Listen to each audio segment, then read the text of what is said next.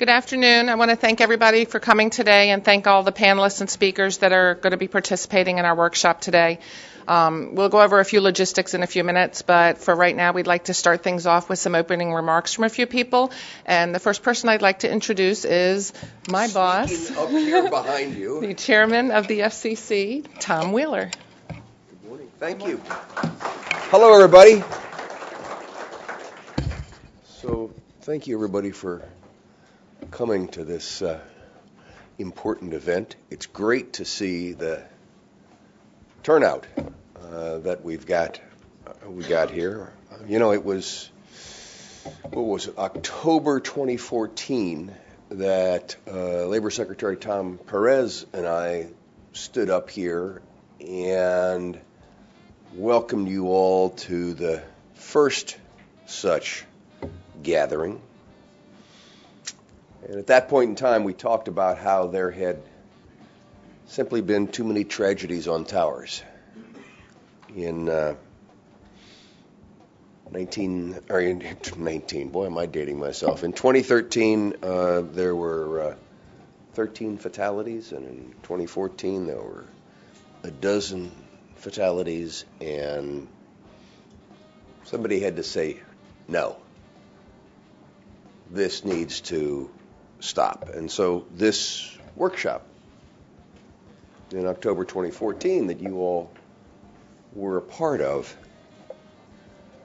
focused on how do we do better? How do we say this is not an acceptable situation? The Department of Labor had a role, the FCC had a role, but the biggest responsibility was the industry. And I see my friend Jonathan Adelstein, who just walked in. And the industry stepped up.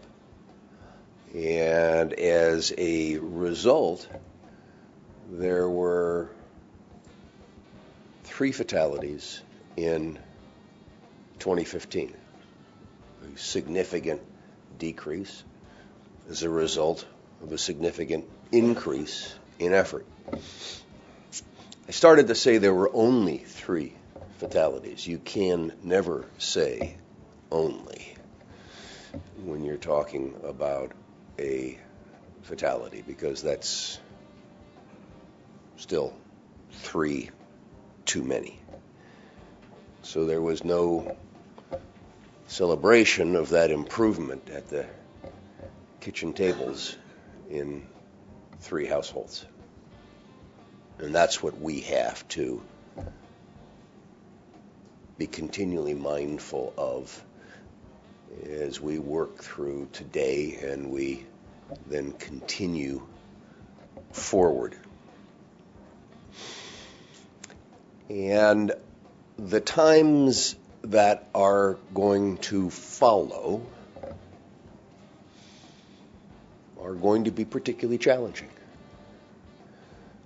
The 2016 construction season, as you all know, is about to begin. The fact that wireless is the communications pathway of the 21st century means that there is increased demand. The fact that spectrum is scarce means that cell splitting will only increase the number of installations. Small cells mean more antennas. And we're also heading into the incentive auction, which is going to trigger 2 things. One, movement in the broadcast space, and I know the broadcasters are very concerned about their antennas, as well as new construction in the wireless space. So we had a big problem.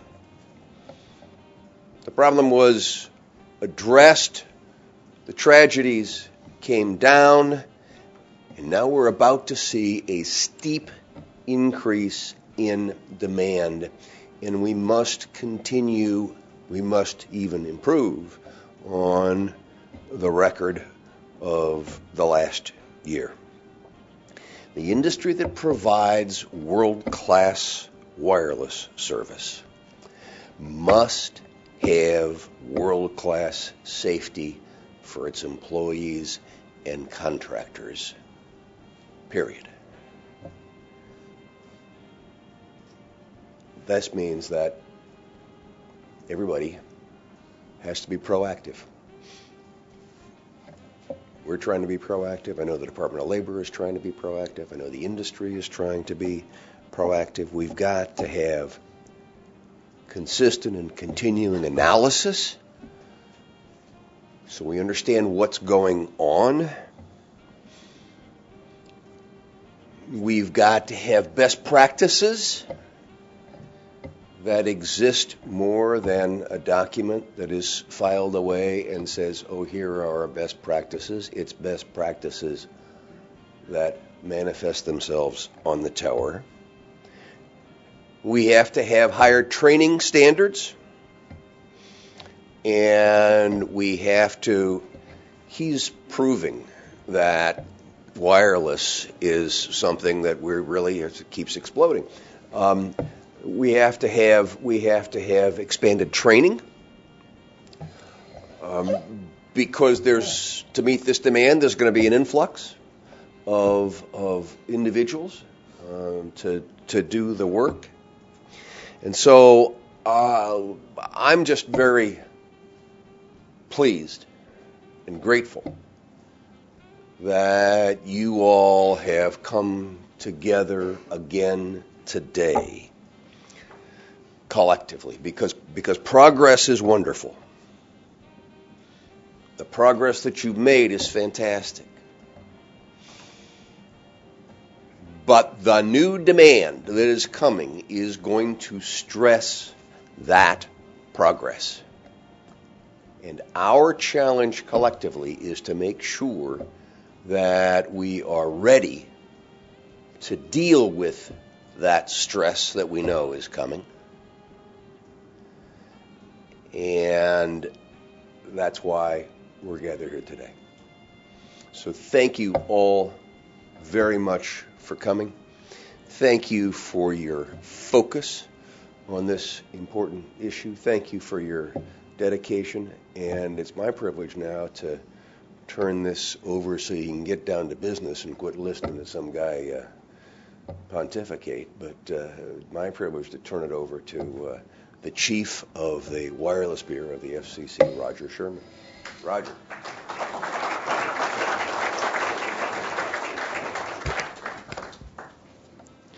Thank you, Mr. Chairman, and good morning.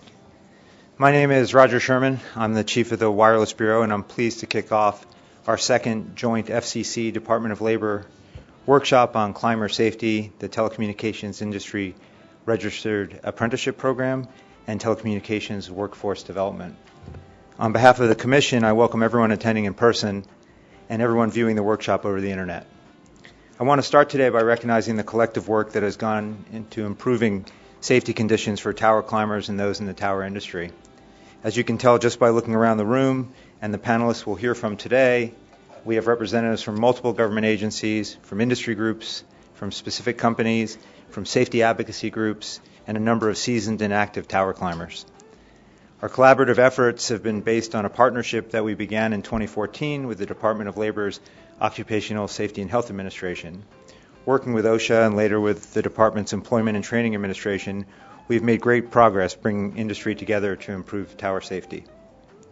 In this effort, we have had a dialogue with a number of other federal agencies that are involved in tower work and tower climber safety, and today we're pleased to welcome representatives from a number of those agencies. I also want to specifically recognize Kathy Pierce for joining us today. Kathy lost her son, Chad Weller, in 2014 while he was working as a tower climber in the field. Kathy spoke to all of us at our last workshop, and Kathy, thank you for being with us today. Your presence drives home the importance of this work.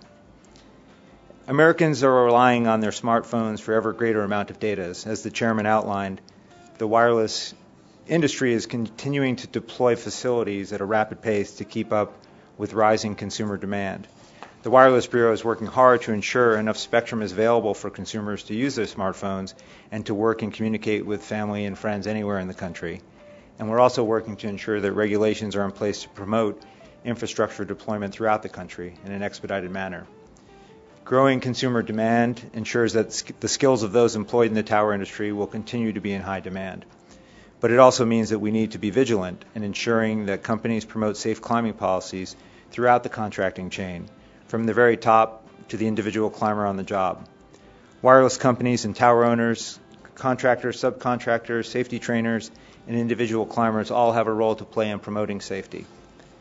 To assist all the entities that have a role to play in improving safety, our first panel discussion today will focus on guidance on best practices that the FCC and OSHA have developed with input from stakeholders across industry. After today's workshop, we will revise this guidance and make it publicly available as a resource to promote best practice adoption. As I said at our last workshop, fatalities in this industry are preventable. Each and every one is the tragic result of a breakdown in a safety system. As new wireless infrastructure is deployed to meet consumer demand and as we begin to move into the so-called 5G world, opportunities for breakdowns in safety systems will multiply. We need to be aware of this risk and be focused on preventing those breakdowns proactively and comprehensively. We need to implement policies that identify and address specific risks, both ongoing and job-specific, and we need to continue to foster a safety culture that gets ahead of the curve and addresses risks before fatalities occur. The discussions that we're going to have today will help us keep focused, and I'm looking forward to the concrete results that I'm confident will come out of this workshop. Thank you very much for your attention this morning, and it's now my pleasure to introduce the Deputy Assistant Secretary of Employment and Training Administration, Eric Salzanow. Thank you very much.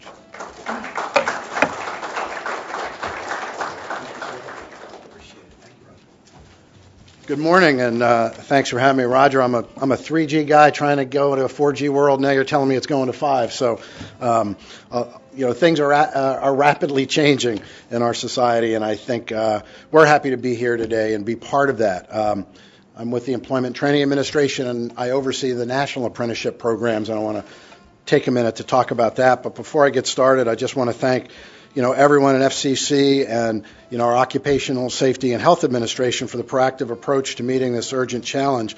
And really continued thanks for the unique partnership that I've seen here. I've been in the workforce business for many years, and having sort of occupational safety and employment and training at the Department of Labor working with industry is really a unique partnership. And so kudos to our Occupational Safety and Health Administration and our folks in our apprenticeship office for working with the TIRAP board and PCIA and all of you to sort of get this off the ground. I also want to thank Verizon for being here and coming to the table to think about how we expand this. The board of TIRAP and Scott Kisting, and Scott's on our Apprenticeship Advisory Council to Department of Labor, so keeping the momentum going. The families and others who continue their fight to change the industry. 2 years ago, the president challenged us to increase the number of apprenticeships across the country. About 375,000 at the time, and we're at about 450,000 now. And why did he do that? Because the learn and earn model, the integration of practical work, registered training, technical instruction, and on-the-job training is the best way to learn. The results are incontrovertible with apprenticeship programs across the country.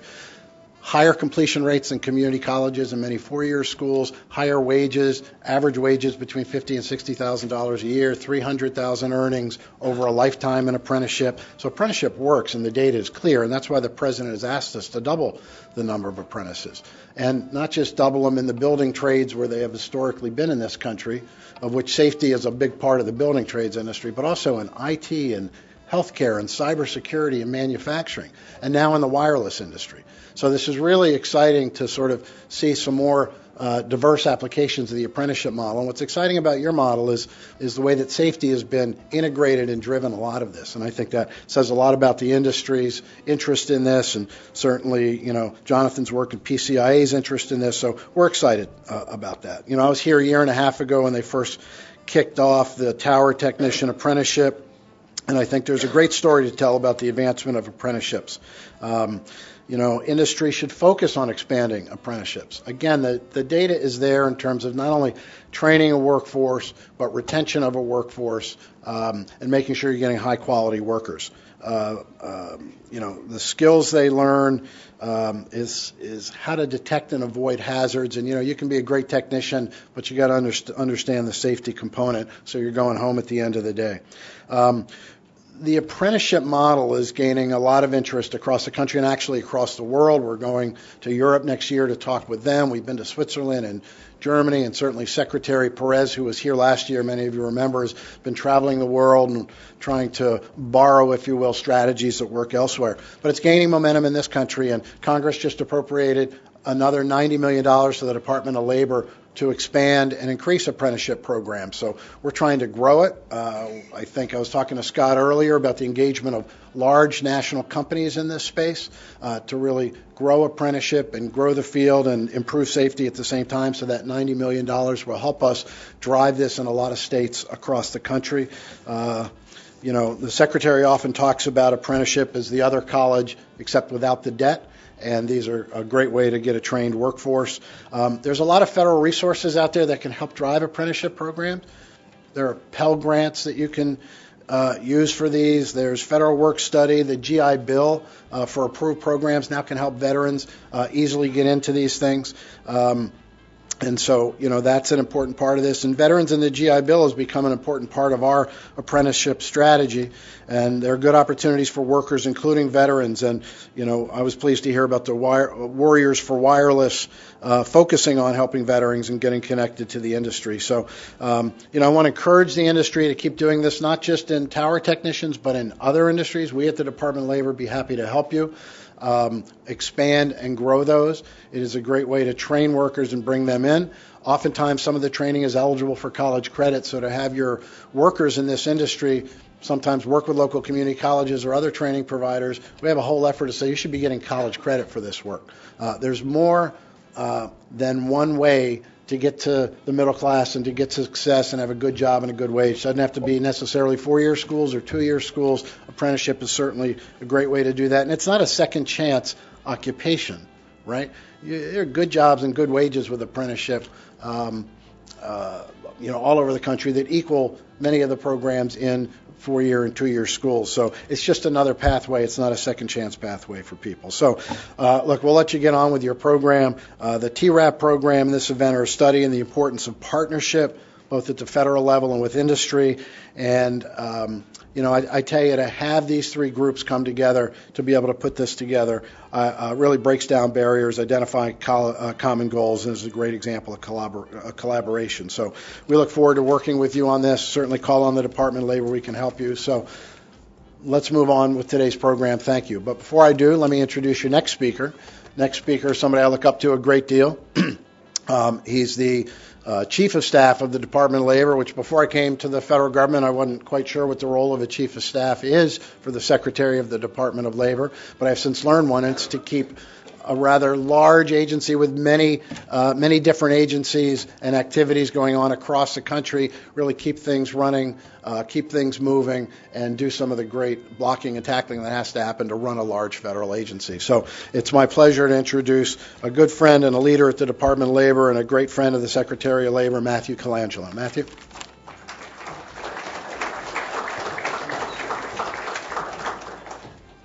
Good morning, and thank you so much for having me here. After 2.5 years at the Labor Department, I'm still not sure what the role of the Chief of Staff is, so I appreciate Eric's description. It helpfully illuminates for me parts of my job. It's my pleasure to be here on behalf of the Labor Secretary. As Eric and others mentioned, he was proud to be part of launching this partnership a year and a half ago, and is sorry that he was not able to be here to join us this morning, but did want me to come to pass along his sincere appreciation for the continued work of the FCC and of all of our partners here in the room. I also wanted to join Roger in recognizing Kathy Pierce. Thank you so much for coming. Kathy was our guest at the Labor Department last spring for Workers' Memorial Day and gave a really moving presentation on her son that we all still recall and that has helped motivate us each day as we continue our work. And I want to thank as well those of you in the wireless and telecommunications industry that are here. This really is a historic collaboration between government agencies, workers, and all sectors of the industry.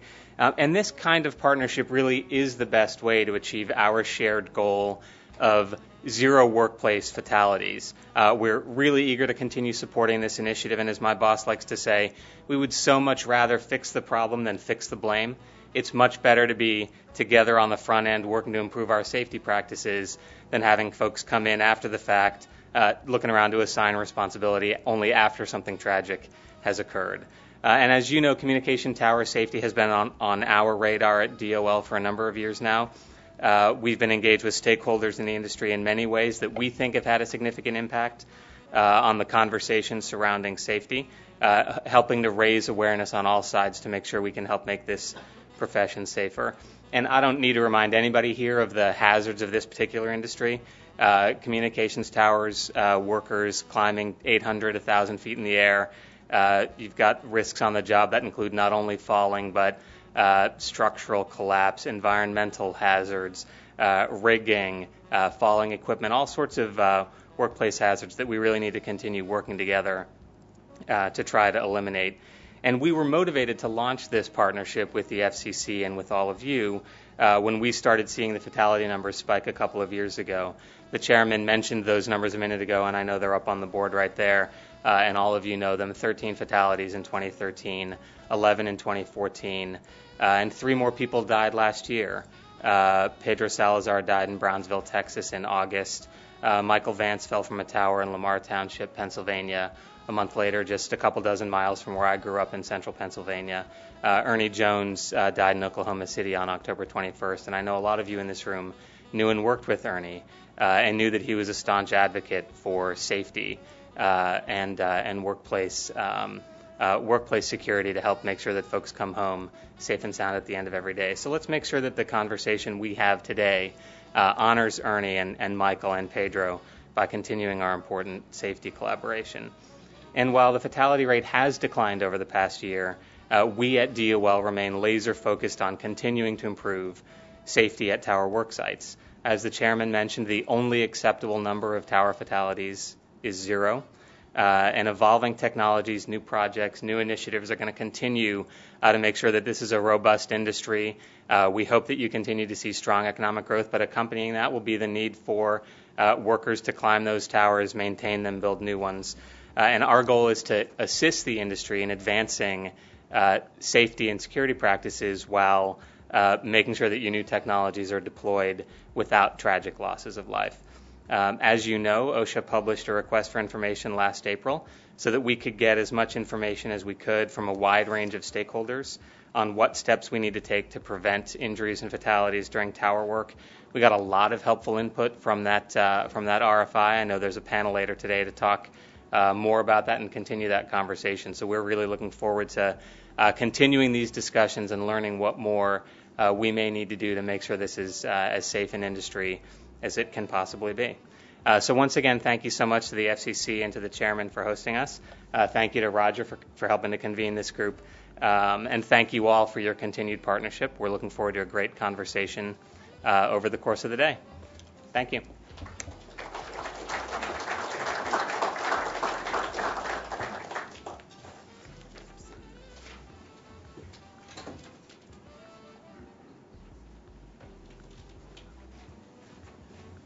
About that. So just a couple of logistics before we get started with the first panel today. As Roger and some of the other speakers have mentioned, there's going to be 3 panels today. The panels will be interactive. You will be able to ask questions. The people sitting in the audience, we have some note cards and pens in the back. If you would just raise your hand or go grab a note card if you want to ask a question, and then raise your hand when you're ready. We'll have a couple of staff standing up around the room that will collect your questions and get them to the moderators. The people that are watching live, we are streaming this live on the web.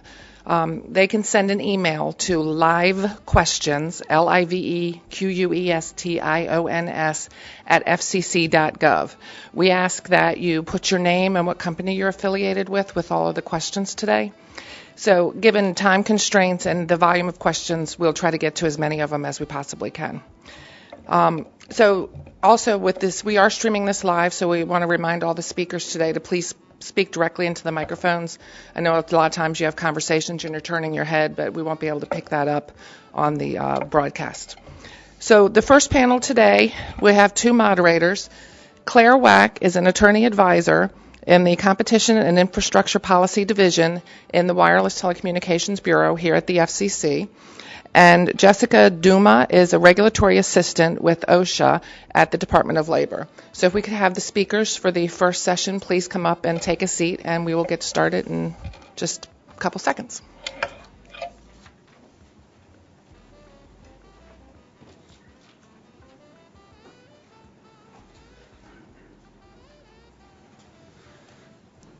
I'd just like to mention that this panel is going to be regarding draft best practices. There are copies of those best practices on the table back there. If anyone has not grabbed them, please feel free to go grab a copy.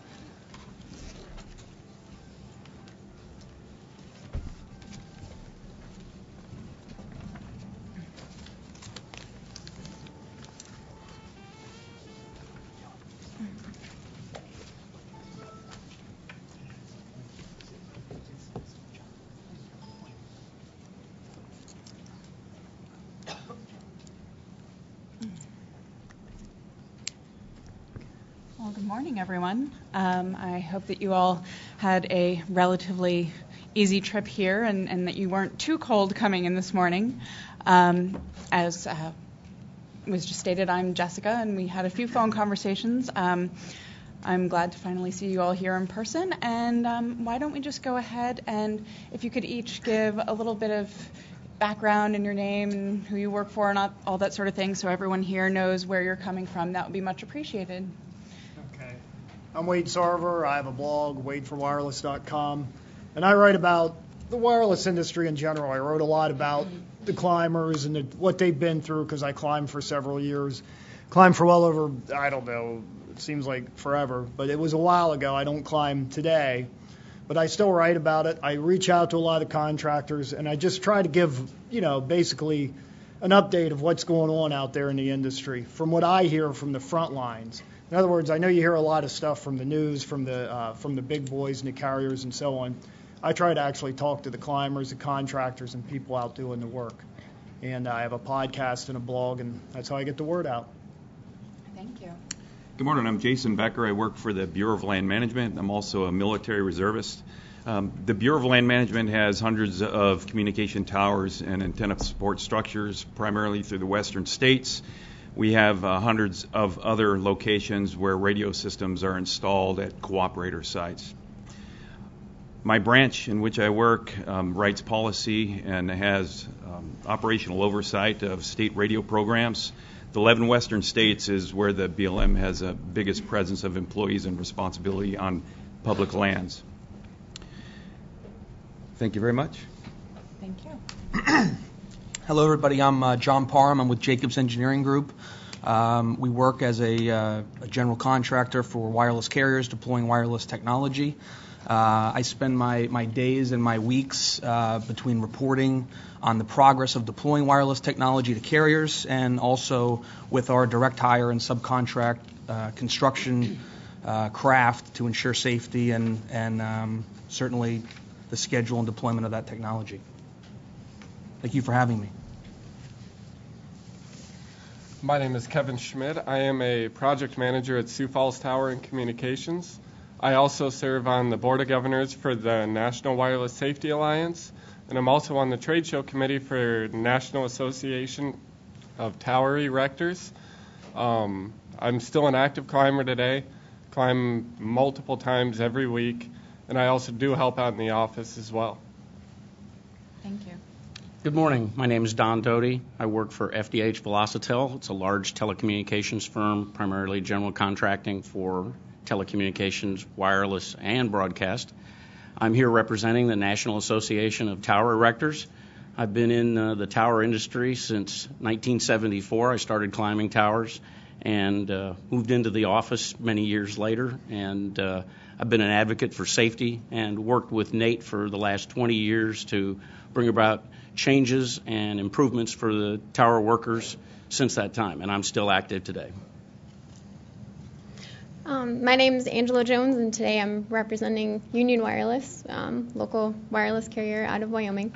The title that I have for that company is a project engineer, but we're a small company and we do a lot with little people, so I wear very many hats. I'm actually a structural engineer for them, and I'm directly involved in ordering all of our towers, all the structural analysis that we need to account for safety loads and those sorts of things. So I'm also tower trained, climb regularly, so been through all that. I've also been through the training to be a qualified person and actually design the safety systems as well, which is kind of a different specialty than just structural engineer. So it actually allows me to design the pieces that go into that safety system. So great, thank you so much. Well, I think we have a few questions that we may want all of you to answer, and then we may have a few that are going to be a little bit more targeted towards specific areas of expertise, but we really look forward to generating a conversation amongst all of you. So one of the questions that I think we might want to start off with is how can companies and how should companies go about creating an environment in which a climber feels comfortable bringing up any safety issues that they see while they are out in the field, or unsafe practices that they might see, or hitting pause on a project because of such issues when somebody's actually out on the tower and they see something that's not going properly, or they think there's some danger in what's being done. How can they bring that up without fear of reprisal from either their direct boss or further up the contracting chain? Anybody feel like jumping in with that one? That would be great. So you could have a whistleblower program where you can call anonymously and provide information. I think I was hoping to hear from people on the panel, but that's an excellent idea to start with. Well, I'll start. Okay, I think great. if you have an open culture, and that's easier said than done, but if the climber feels comfortable and has a good crew and he feels open talking about it, that's where it starts, right? Obviously, he's going to tell his crew if there's something he's uncomfortable with. However, if the foreman tells him to do something he's not comfortable with, I think he should have the opportunity to go up the chain. And I think Dave Anthony actually set up a culture that way from the top down. I think that if the climber feels comfortable with management or somebody to talk to and they can discuss it, I think that's a step in the right direction. That's my opinion. What do you guys think? I would absolutely agree. I know for Union, it's kind of a very small, close-knit community. I mean, it's a very small population where we are. There's probably 1,200 people in the valley, and we employ at least 300 people within the valley. So a pretty good portion of that community comes and works for us, and we work right alongside those people. We employ our own in-house climbers. We have our own in-house training program. And when you work right next to those people and get to, as an engineer, part of our training when we come in, we're required to be tower trained within our company, and then we are also required to go out and work with the different groups within our company. We have a construction crew, an MCM crew that handles equipment on site, and spend time with each of those groups and build a reputation with them. So it kind of opens that dialogue of trust between each other and lets them feel more comfortable bringing back issues that they come up with. So it's absolutely a trust relationship and being able to have that conversation. That's a good point. If you have a safety person within the company that you can go to openly and honestly, safety people aren't all the same, but if you can go to somebody and just explain the situation, even after the climb, after the job, and maybe get ideas for what could have, should have, would have been done had they been able to do it differently. I think having and by designated safety person, it'd be great if you could hire someone just to do that. But I do think it's better if somebody that has worked in the field and has been a climber, and they're the designated safety person, maybe someone that, took the extra classes, trained the trainer, that type of program. And I think what she's saying is absolutely true. And the other thing I think is if, I know we talk about meetings all the time, but they have to be comfortable to go back to this person and maybe have a meeting, say once a month, once every other month, where they can discuss issues they've seen and how they've overcome them. And that way the other crews also get the same, they get ideas and situations they might come up upon in the future.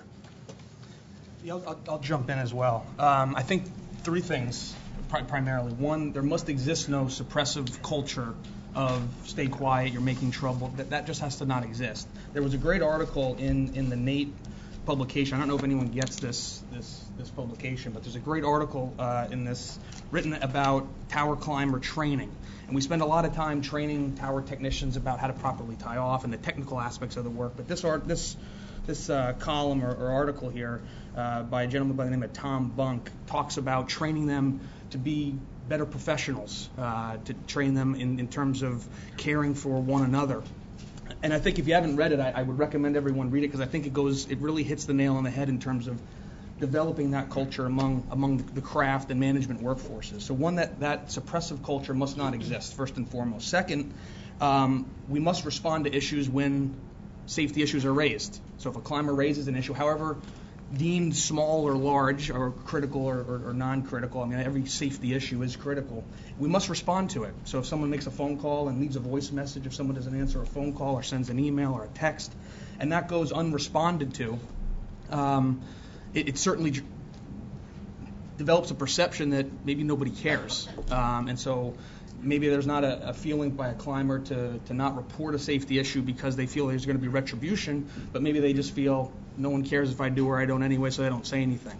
And then third, we must provide the vehicle for climbers in remote locations to actually communicate issues and take photographs, and whether that's in an application format, whether that's just simple calling trees that are widely distributed to direct hire construction forces of a company or subcontractors or sub-tiers in the event that situation does exist, we must provide that vehicle.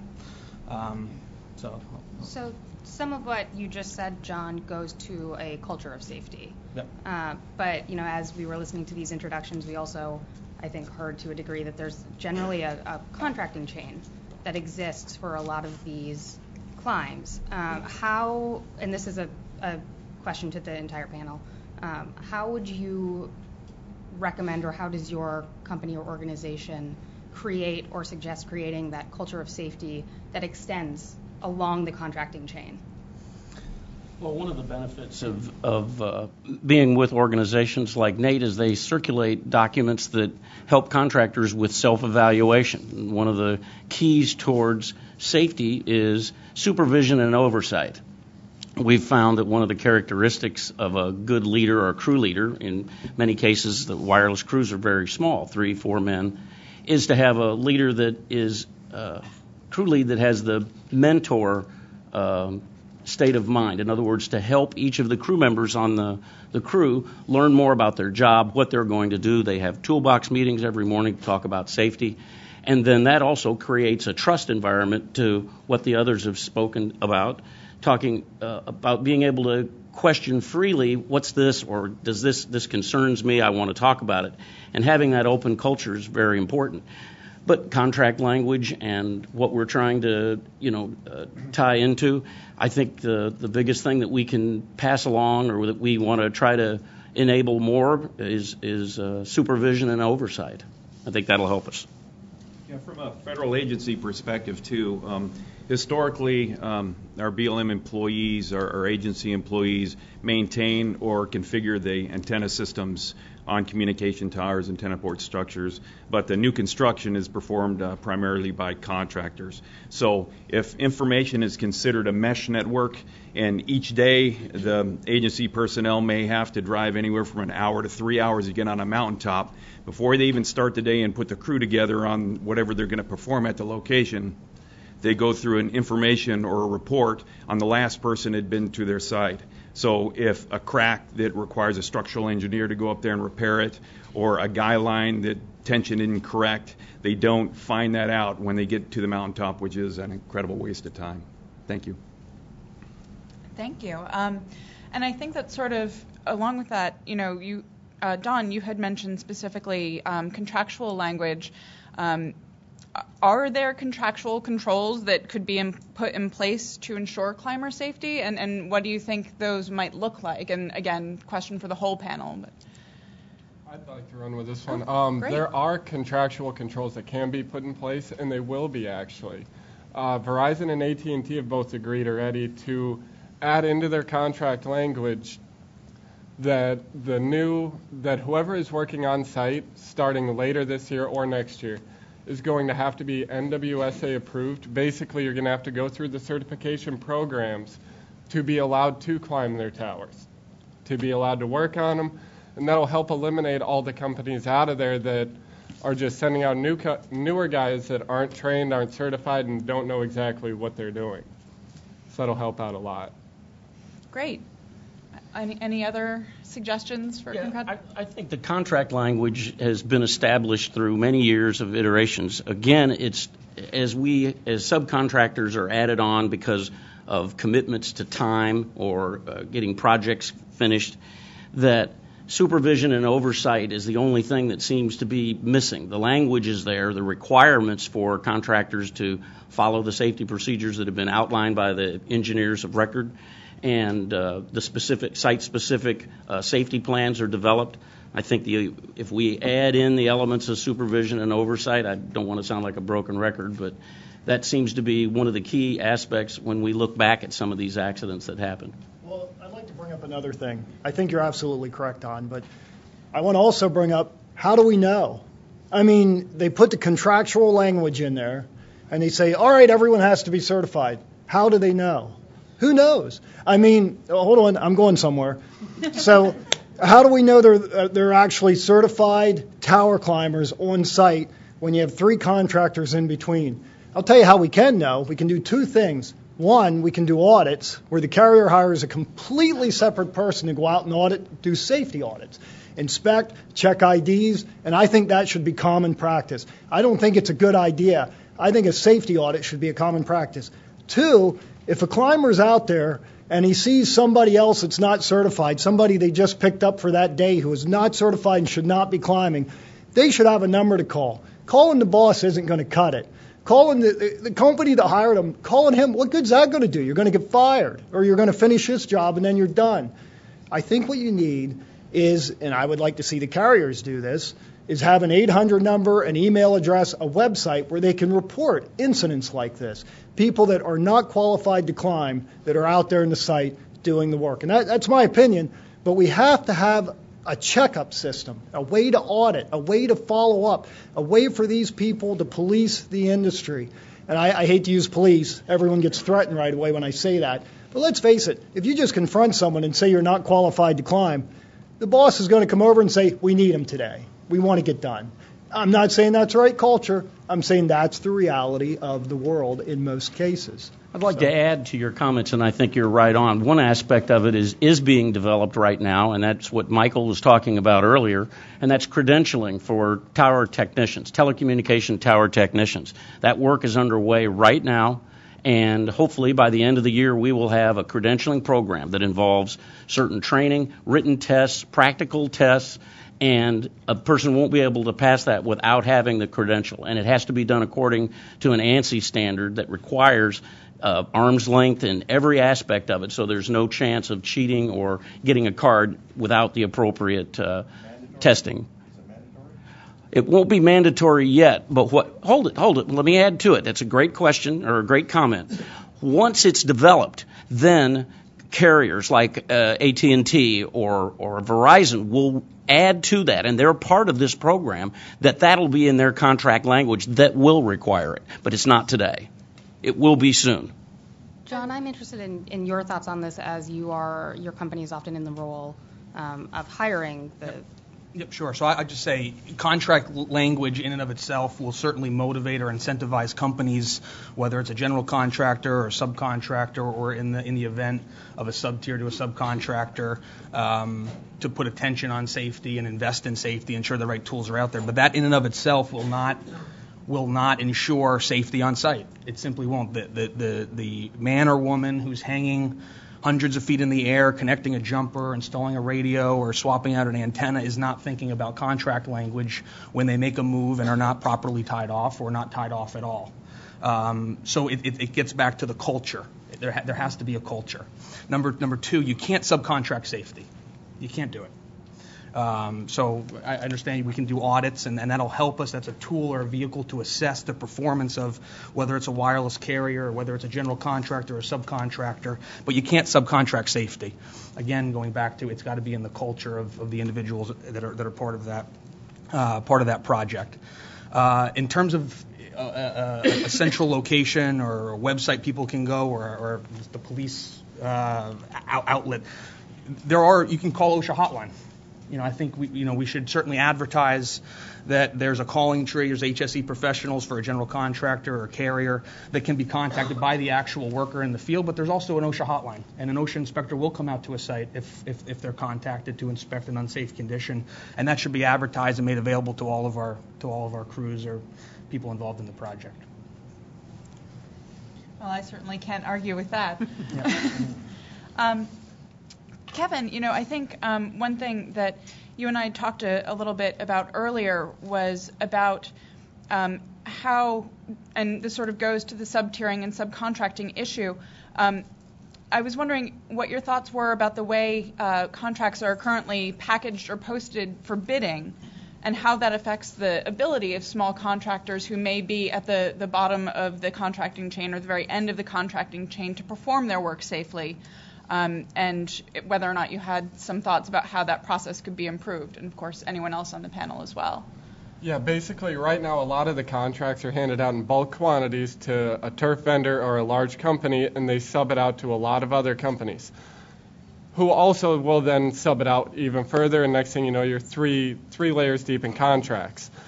Nobody even knows who's actually doing the work on site half of the time. You could call up the carriers. They don't even know who actually did the installs, and that's one of the large issues in the industry right now. Nobody knows who is on site. Nobody knows if they are trained, if they're certified, or even if they're insured.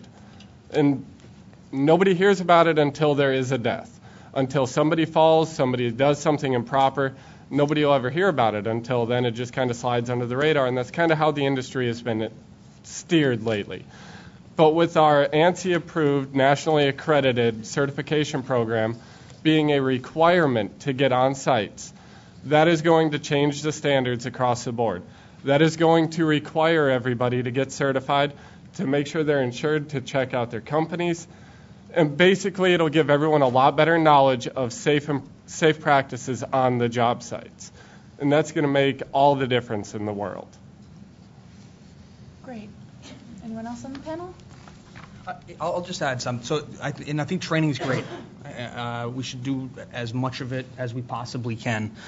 I'd be interested, in terms of some of the tower deaths that we see, unfortunately, on the board over here, is the number of those individuals that were well trained, that were well experienced, that felt extremely comfortable working at height and performing high risk activities.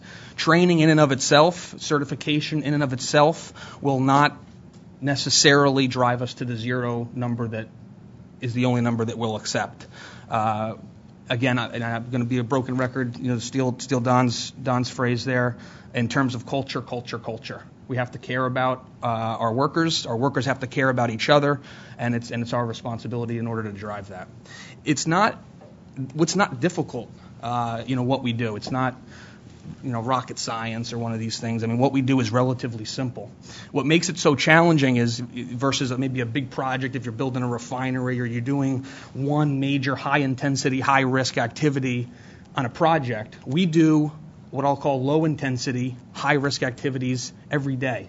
And we get comfortable with it because you're doing it. It becomes second nature. I mean, how many of us sitting in an office have kind of leaned back in our chair? How many people have fallen over? Once or twice.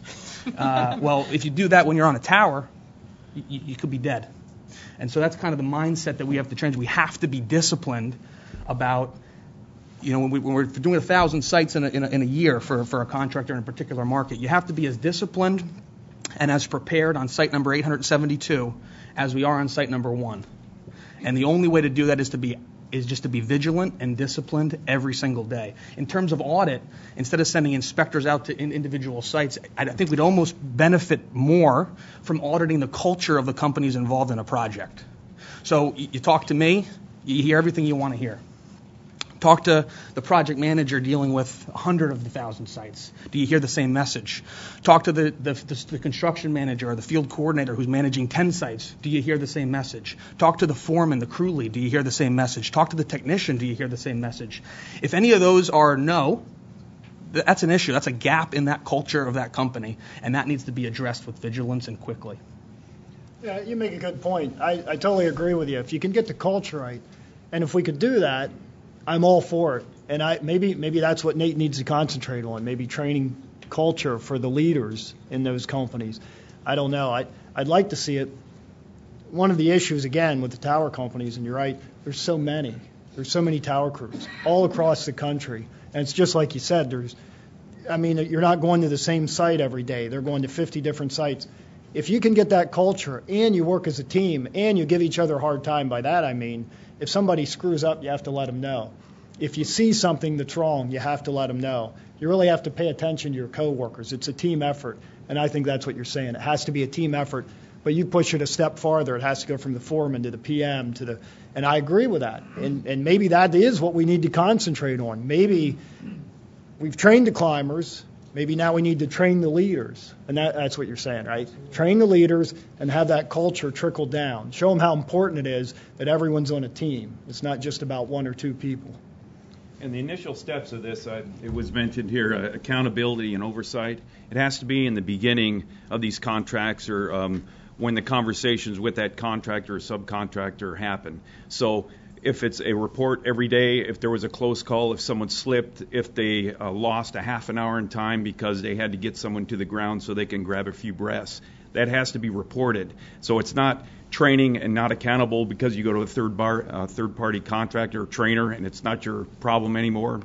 Or hiring a subcontractor, you hired them and it's not your problem anymore. There has to be some oversight, like a contracting officer or a technical representative that's going to look at a report, see what happened every day, how many people were aloft, what happened, were they on target on whatever they scheduled to perform that day, or were there some disruptions? Was there a paper wasp nest over in the corner and they didn't anticipate that and they lost half a day? Something like that. So again, the reporting from the field, that mesh network of information that they share, not only for the site owner, but maybe for a cooperator that has some systems at the site also.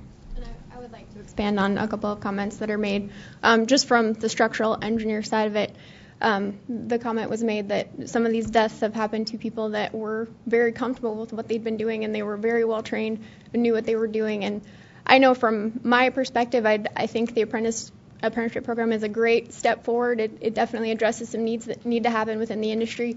However, I also don't feel like the towers that are going out and the appurtenances that are on those towers are designed adequately to give you like the best opportunity and the best tools at the top. Sometimes what is actually there is a very scary situation, and that needs to be addressed absolutely within the industry, and it needs to be a requirement. I'll just tap. I think that's a fantastic point.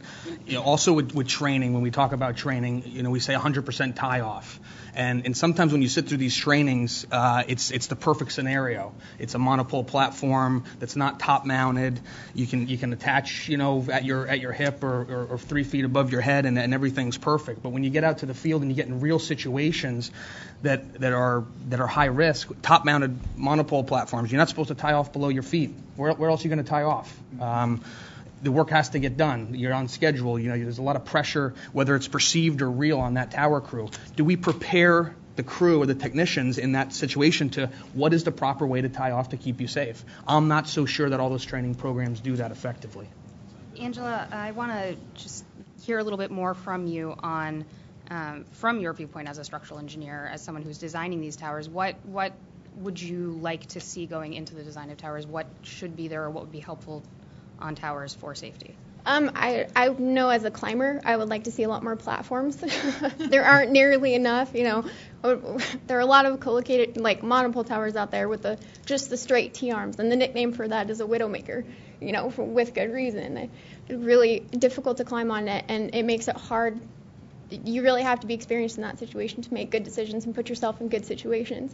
So from my perspective, I would absolutely love to see something in the code, something that absolutely requires you to design for this kind of load, this platform, these dedicated tie-off points, because that's the part that's also missing, correct, is a dedicated tie-off points on some of these towers. Now, there are a couple of codes out there that allude to this a little bit, TIA 222, Rev G, or Rev F and Rev G.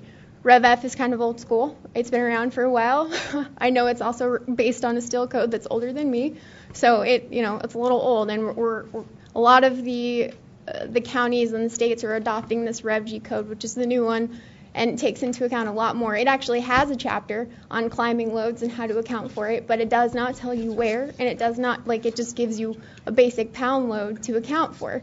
So someone who's been in their office and has never climbed a tower doesn't know where to put that. So unless the vendor who orders the tower is smart enough to say, hey, I need this anchor point and I need it to be here, they could end up being in the incorrect position that could create more of an issue than knowing that tower, knowing how to climb it and how to do your work.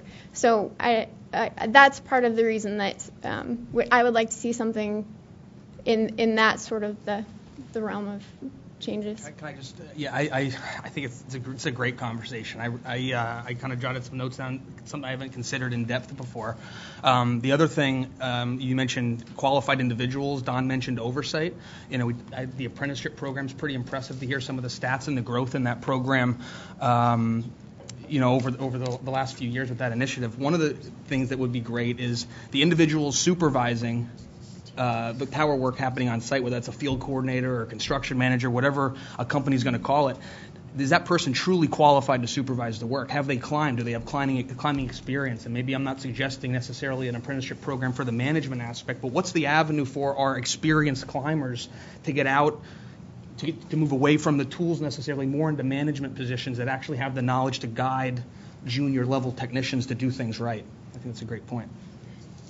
I'm just going to take a moment to remind people who are watching this online that questions can be sent into livequestions@fcc.gov. And we also received one question from the audience, and I have the answer, not because I know it, but because it was already written down on the card. Does the accredited ANSI program void my Comtrains instructor certification? Let me know if I mispronounce anything there, because I don't actually. Sounds good so far. It is a supplemental qualification. It does not void any existing qualifications. Before I move on to this next question, which is a good one, I actually wanted to follow up a little bit with this structural conversation we've been having. So we're talking about what's going to be installed on new towers that people are ordering. What about these existing towers? Is there any retrofitting that can be done? Is there some way for somebody who has gone out to a tower to come back and say, top-mounted monopole, nope? Is there something that could be done to address some of the towers that are out there that are particularly dangerous by retrofitting them in some way with good anchor points that'll you can hang that F-150 from? Absolutely. There's ways to retrofit everything. Lattice towers are a lot easier to do than monopoles, but it absolutely can be. There's a lot of options with pipes. You can go out and adding elements to any part of the tower that's overstressed. So absolutely it can be done. Not every tower. I mean, I understand that some of these are in difficult locations, and maybe upgrading the tower is not an option depending on how many people are on it. So I know from our perspective, we would pursue a second tower if it's absolutely at that maximum, and we absolutely consider climbing loads in every tower that we look at when we do any changes or anything like that. Climbing loads are accounted for absolutely wherever they will be tying off. So I know from our perspective, that's something that can definitely be done. Okay, great. So sort of moving on to the other side of the conversation, we've talked about the training and we've talked about the structure of the towers themselves and being vigilant. And something that I have, a question that I actually have for Jason, in partly because you're dealing with work being done for an agency, what occupational medical surveillance requirements are currently required for people who work, who perform work for your agency? And do any of the other panelists have thoughts about physical fitness and the fitness to climb, and whether that should be addressed, and if so, how? Our health and medical qualification for the agency is really twofold. The first is, and a lot of positions within our agency are contingent upon someone passing a medical evaluation, so they have to be healthy even to be hired. So once they get a clearance, which is a standard by the Department of Interior, they're cleared, and they get looked at annually, whatever their anniversary date is, and out in the field, so that's back in the office in a formal setting, a dock in the box or a similar situation, and then out in the field, there's a safety meeting checklist, kind of a tailgate meeting amped up, and it actually asks for credentials for all the climbers. It asks if medicine is being taken, if they have rest, if they're feeling well that day before they even go aloft. So it's a full 360, and then that report goes back to a state coordinator that looks at those records and reports every day, not only to track the climbs, make sure they're climbing enough annually, but making sure they're okay also. Okay, great. Anybody else have thoughts on physical fitness for climbing? Yes, physical fitness is something that we have to deal with on a daily basis. It's not just the pre-qualification for someone, but are they suitable for working that day? Did they have something happen at home the night before? They're, depressed. They're not thinking about their job.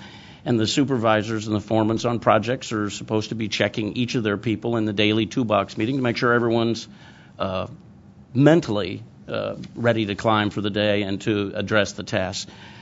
Is this something that's widely done? I can't answer that, but I can tell you that Nate has had a strong program through the STAR initiative, which is a successor to the Nate OSHA partnership that was in place a few years ago. And in that requirement is the president of the company, so the CEO of a company, all the way down to the most junior person on the crew. Safety has to be part of a culture, and it's got to be from the top down. Our company does that. STAR member programs at Nate do that. And other companies could benefit from having that ability to be able to question all the things that go into a worker's daily activities, including their assessment for work that day. Thank you. I guess, Wade, I was wondering if you had any thoughts about that, especially considering the long distances that I know you probably had to travel when you were climbing, and may have talked to other current climbers about having to deal with and starting work early in the morning after a full night of driving and that kind of thing. To me, it seems obvious. For one, if you're working with a crew, the foreman should know the people on it, or the leader, the crew leader, whoever that is. Yeah, I think it's exhausting, You could drive 3-4 hours, get to work 6-8 hours, and then want to drive home that night. Most of you think that's a bit crazy because it's like a 12 or a 14-hour day. But anyone here knows that a lot of your crews probably have put in 14-hour days, right? There's no limitation on climbing. Most people are going to go out, do the job, and what they're thinking about, whether you like it or not, finishing the job and going home. I know we have a culture, but in the end, they want to be home with their families. Now, with that said, if you're going to drive all night and climb the next day, the crew lead should really step in and say, don't do that. Does that happen? I'd like to think so. Probably with everyone here, on everyone they work with, it probably does. But I think there has to be some accountability. And this is what, years ago, this is what happened, because the schedules need to be planned better. You can't just say, we're going to go out and finish it in 4 hours and be done. You have to say, it's 4 hours of drive time. It's going to be 4 hours to rig the tower. We'll call it a day then. We'll get a hotel. And then we're going to climb 8 hours the next day, get a hotel, and then go home. But in the essence of saving time, the guys will say, well, we were up 8 hours. I just want to go home. And they possibly will, depending on the drive.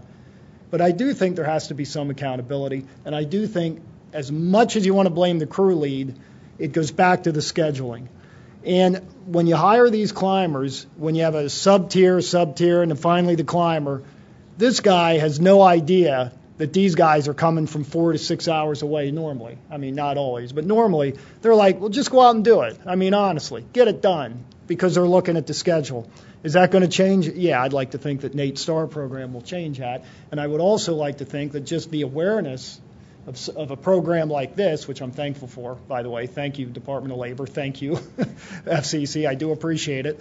But I think the awareness is going to make it more of, what would you say, a requirement to schedule things properly and take into account that the crew you hired is 6 to 8 hours away. And the crew you hire, even though you have a crew 2 hours down the road, but they lost a bid because it was $200 more than the crew that was 8 hours away, you have to add that 8 hours into your schedule. And I'd like to see them do that. That's what I think. You can look at the crew and say, don't climb, but the mentality is they want to go home, they want to get done. I mean, all of us can say that's wrong. That's the mentality, whether you like it or not. I mean, anyone want to sit and argue that? I mean, but if the scheduling is done properly, then they know they're going to lose a day to driving. Does that make sense? Mm-hmm. Okay. Yes, definitely. This is a question initially for John, for you, but again, I'm interested in what the entire panel has to say. Wade, you were just talking about, you might have a crew who their bid is $200 more, so they're not hired. How do you have any thoughts or recommendations on how to structure bids so that everything is taken into account, and to also make sure that the crews who you're hiring are in a good financial position to actually be able to do the work that you need them to do in a safe way, and that finances are not the driving factor? Yes.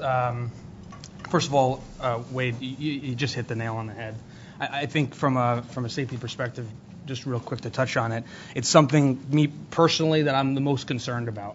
Not only do our workers want to get home and spend time with their families, whether it's kissing them on their forehead because it's 10 o'clock at night and that's the only time that day they got to see their child, or maybe it's making pancakes at 5 a.m. before they hit the road at 5:30. So that's absolutely true. The other thing is we have extremely dedicated and hardworking craft, and they make money predominantly hourly, and they want to work. The more hours they work, the more money they make, the more they can provide for their family. So balancing, allowing them to work and do well with constricting their work hours so that we can ensure that they're safe and well rested is a challenge we face every single day. Short of putting a cap on hours, it's something extremely difficult to manage. I don't have the silver bullet on that one, but that from a safety perspective in my mind is one of the biggest challenges we face. In terms of subcontracting methodologies, we've gone down the route of, again, you talk about a market, if you're 1,000 sites, or maybe it's 3,000 sites across the country, where, let's say 5 years ago even, it used to be competitive, repetitious bids on a site or groups of sites with 5, 6, 7 contractors bidding. To your point, you get one guy's $200 lower, so he's going to win this group or this site. We've personally moved away from that model, and so what we've done on a market by market basis is partner with select subcontractors. We also have direct to hire construction forces that we continue to grow, and by that method we plan the work with them long term. So long term meaning certainly 30 days, 60 days, 12 months in advance. So, for instance, what's happening right now with these key subcontractors is we're looking at our schedule for the entire year of 2016. We're planning out when the site development on those completes, when the construction's forecasted to start, what the crew demand is for those on a month-by-month basis, sitting down with our subcontractors saying, what's your capacity, what's your crew count, so that they can properly plan their work. The contract and the prices is established up front. There's payment terms that allow them to keep their cash flow steady. That way there's not this up and down where they're working 10 sites week 1 and 0 sites week 2. They got to maybe lay off a worker or two. Their workforce turns over. They can't invest in the equipment. All that stuff is eliminated by planning the work and committing to your subcontract or your overall workforce early on for, I would say, a 12-month period. That's a great model, and I love it. I'm going to point out 2 things. Everything he said is a lot of work up front. I mean, a tremendous amount of work up front, which a lot of contractors in the past wouldn't do. You want these, just do them. We'll feed them to you when we get them. Am I right? Yeah. This is a lot of work up front. This is what people really need to do on the front end. This is the whole idea of being a contractor and subbing. You plan it out properly, and you take all these factors into account. And trust me, I know it takes a lot of time. It doesn't happen in an hour. It doesn't happen in 2 hours. You sit there, you plan it, and then you have to prepare for setbacks. There's always setbacks. Something doesn't come in, something isn't ready, the lease isn't finished. But that's a lot of work, and I appreciate that. That's what you have to do. That's a good model. And I'll just tack on 2 things. A lot of work up front. I'll say a lessons learned or a best practice is when we didn't do that is the amount of time we spent on revisits for quality punch list items or troubleshooting, or a crew that built a site 2 weeks ago and now is back in a different state working, getting closeout documentation back to the wireless carrier, closing out permits. That was what we find now is tremendously more work than doing the upfront work. And everyone says it, but again, back to discipline. The discipline of doing that upfront will actually save time, effort, and money in the long run. And the sooner you close, the sooner you get paid. That's right. Absolutely. And here's the good news, too. A model to look at for everybody's high reliability organizations. United States Navy wrote a paper on this and provided a model. So if the front work doesn't go, there's a way to catch up. So back to the critical information requirements, if you will, from a contracting perspective. So if it's a crew of 7, they have 7 days to complete it, and they're expected to rest a certain amount of time. There's a way for the contracting office or someone with oversight of that crew, even if it's 4 layers down, to say, if you did not sleep 8 hours, tell me. If you're down a person, you're working with 6 or 5, tell me. Or something happens out of the norm, out of the plan, out of the risk that was approved for this job, you have to report. So again, whether or not you have oversight of 2 sites or you're tracking 200, all of a sudden now you can put a simple red, amber, green on your locations and then dive down and figure out why that place is amber or red. I have one more thing to add quick. You said about the partnership program. I'm a big fan of partners, and I'll tell you why. When you just put it out to bid, you don't know who you're working. Now, I don't mean that. You don't know who you're working with if you're putting out to strangers. But the whole idea of having a partner, you know what they're capable of. Chances are you know them, meaning you know how many crews they have, you know what workers they have, you know how qualified they are, and you know the specialties they have. If you put it out to bid, let's say it's very different installing equipment on a tower and then making modifications to a tower. But some tower company might just bid on anything because they need to work. However, if you have partners, you say this guy does Verizon installs. This guy is going to extend the tower 50 feet up. He does tower modifications. It's very important you know the skill set, because I think a lot of people, I don't see it now as much because it hasn't been as busy, they get in over their head. When you have partners, you know their capabilities, you know how many crews they have, and you know what, let's say, what region they're in. You know a lot about them as compared to just a blind bid, let's say. Yeah. So I'll extend partners is not just contractual. It's not just a piece of paper or, a weekly phone call. And just to extend what I mean by partners is we offer co-location with that partner. So obviously as a general contractor, you have a big warehouse, you have an office. We actually invite those key strategic partners in that we sign with to put their management into our office. Provide them support. We allow them to put their crews and operate their crews out of our warehouses, store their materials in our warehouses, and what that does again in terms of a team and a partner is it gets the fabric of the project where I care about you because you're a Jacobs Engineering employee, but I also care about you equally because you're a partner number 1, partner number 2 company, because we're all on the same team and I see you every day and I care about you. So on that point, and this is a question particularly for you, Kevin, but I'm interested in, again, what the rest of the panel might have to say. Once you've established those partnerships, that's great. You know those people and you can go from there. But, how do you start that? How do you have any thoughts on how you would ensure that only qualified and properly equipped technicians are performing that work and that those partners are the... Basically, the only way right now to do it is just look up the history of the company itself. There is no good way of looking up the individuals, their certifications and everything else. I mean, they might have climber certifications, they might have been trained from an in-house company, something like that, and you just don't really know yet. Down the road, when the NWSA's certification programs come out, at that point then you can ask for who exactly is going to be on site, their NWSA number, and you can look live, real life time, and see what their exact certifications are, when they expire, if they are expired, and you'll be able to tell all of that. You'll still have to send somebody to the site, whether it's you, the carrier, the turf vendor, anyone in the contractual lineup could send someone to the site and verify who is actually on site doing the job. But before they actually go to the site, you can request their NWSA numbers and check and make sure they are certified and trained in the position that they're actually trying to do. A follow-up on that, too, quickly, and I heard the certified anchorages from our PE on the structures. Please keep in mind that for the self-supporting from the 222, they got to be inspected every 3 hours, and the guide every 3, and self-supporting every 5. So who's going to do that? So back to the training piece and the credentials and whether or not it's a third-party trainer to get someone trained up or it's in-house. There's got to be oversight on that and a performance measure, if you will. And that is the to us that climb infrequently in locations, and they're rarely over 100 feet because they're on mountaintops. That's the greatest risk. So in the nutshell, we have to train the climbers to be thinkers, not to doers. They climb in, they attach because they were told to. No, they have to connect to a structural component because they don't want to impact on their body. So perhaps a good question for that manager or the job lead on the site is, what was your most risky configuration of your personal fall rest system that day? How much force did it put on your employee? Which one was it? Because there was 10 people climbing, which one was the most risky? Was that person watching them? Thank you.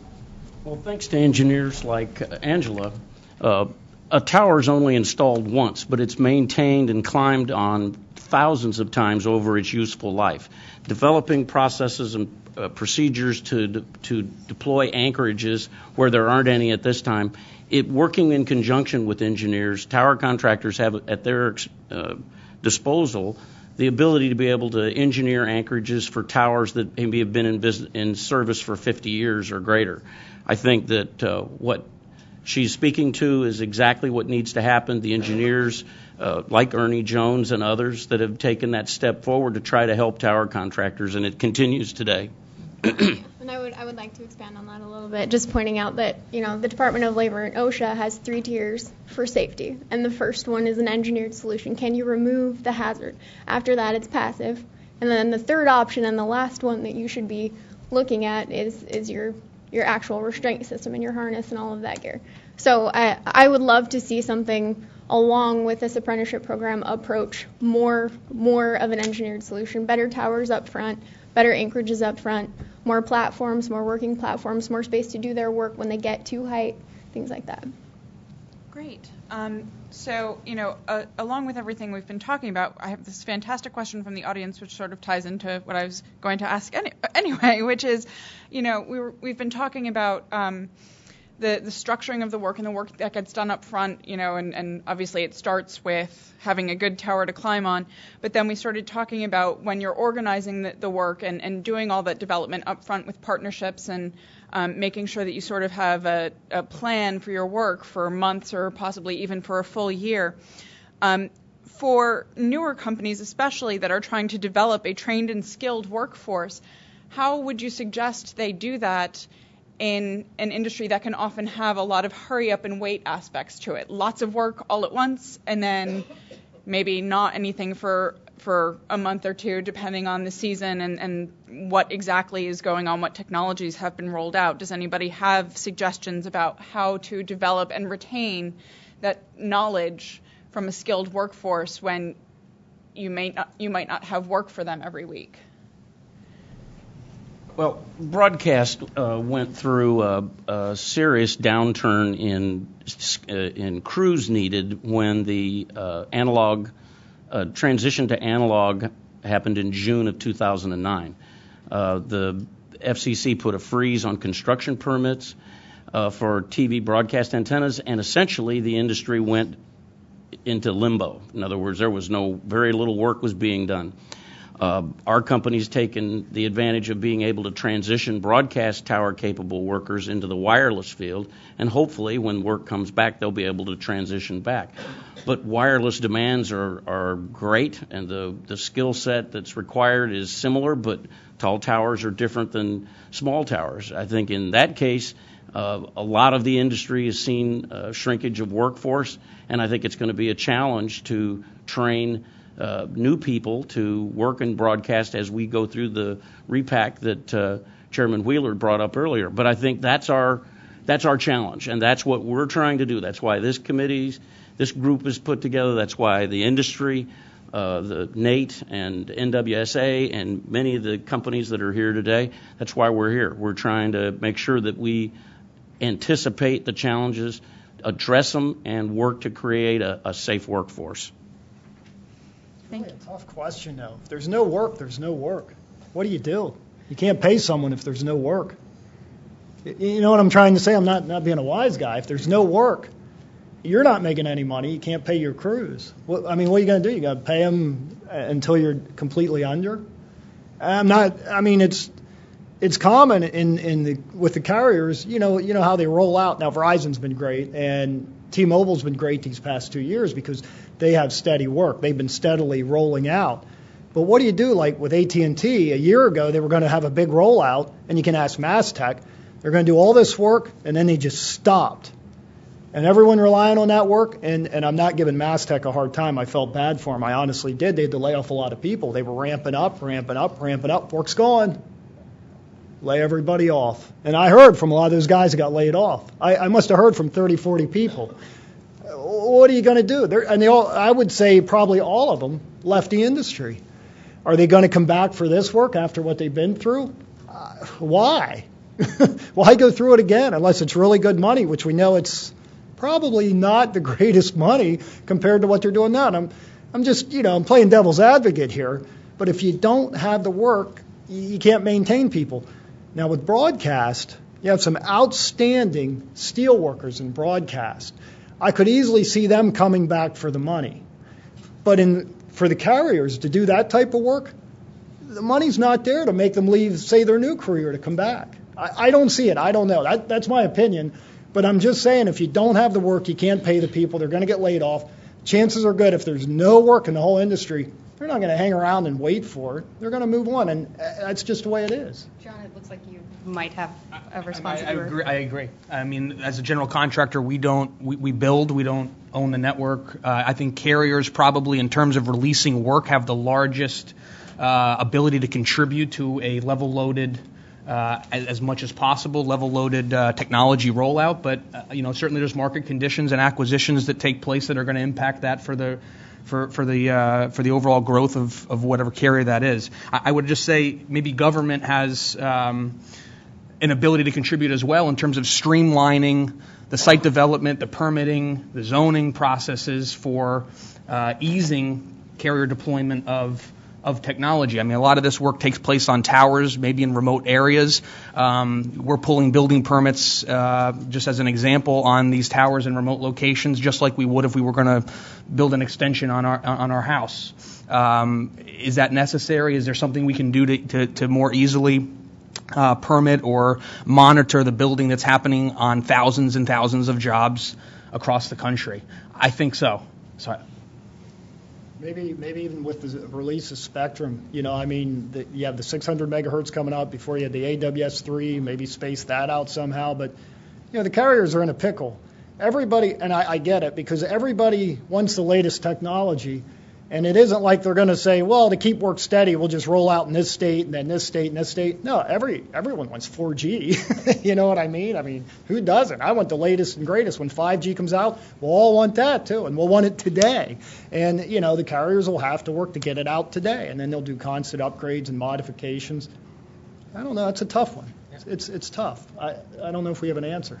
So I think we only have a few minutes left on this panel, and then we'll have a break, and then the second panel. But I think we want to wrap this up by asking each panelist to just share the number one best practice that you think needs to be included or should be a focus for any company who is, serious about safety.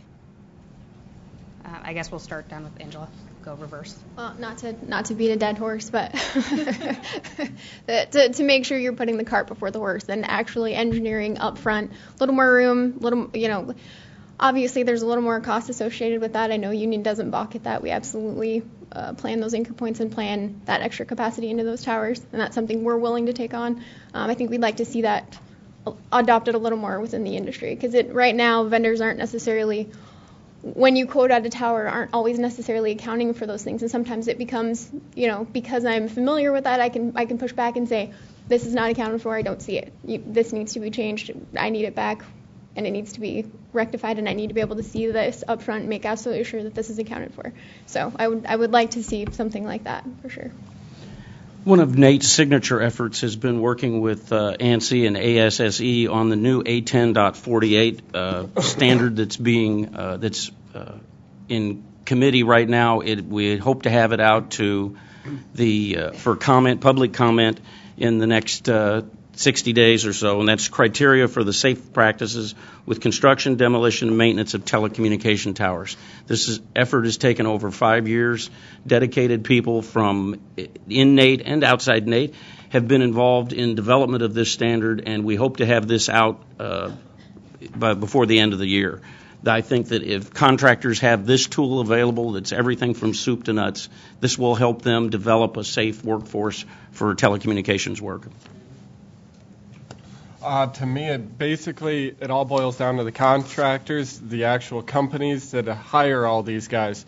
They need to get them trained and certified so they can recognize all the hazards out there when they're on site.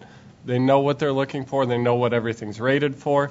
And then after that, it boils down to each climber individually to take matters into their own hands, tie off 100% of the time, stop the work if anything seems unsafe, and at the risk of their own job, they could stop the work. Them stopping the work could save the lives of their entire crew. Planning. People don't plan to fail, they fail to plan. I mean, everyone hears it, but few people probably actually put it into practice. So the top thing we can do is plan, plan, plan. To coin a phrase, steel sharpens steel. Our agency never climbs alone, always in pairs at least. And we always have competent climbers so that person can identify risks, rate the risk, and determine whether or not that climb should take place. Our climbers are interchangeable. You never know who's going to get into a trouble. So someone's going to be aloft. It could be that other person too. So again, it has to be equal capabilities to get to that person from in the air on the ground as quickly as possible. So providing facilities that are safe for current and future generations, that's what our agency is all about. I can't do one thing, so I got to do two. So the first thing is unsafe towers. I would like to see a way that we could report unsafe towers. And I think that American Tower and Crown Castle, you report it to the NOC and they react quickly. It'd be nice if we had some other agency or maybe to the carriers where we could report unsafe towers. And I think everyone knows what I mean by a tower that's just not safe. I mean, we talked about it here today. And the second thing is I would really like to see a way for the climbers that do the work to get paid properly. That is my number one complaint that I get from all the people I talk to is people don't get paid. They did a job. There was some reason they didn't get paid. I mean, it's just the number one complaint. Payment to the climber. It always seems like, I mean, the carriers pay. They pay when the job's done, and it seems like this contractor gets paid, but it seems like out here at the very end, on the front line, the guys doing the work, there's still issues out there. I wish I could say there weren't, but just yesterday, I had a crew call me. They didn't get paid. They were stranded somewhere. What do you do? I mean, it's more common than it should be. That's all I'm saying. So those are my two issues. All right. Thank you very much. Thanks to everyone on the panel for coming in and participating and sharing your wealth of knowledge. It's been very informative, and we're looking forward to revisiting that best practices document with what we've learned today and seeing what we can add in and what we might need to take out. So I guess now we're going to take a short break before our next panel. Cecilia. I'm going to let her do that. Okay. She's our MC. So we're going to take about a 5-minute break, and we'll ask the speakers for the next panel to come forward and kind of get things settled, and we'll come back in about 5 minutes and start with the second panel.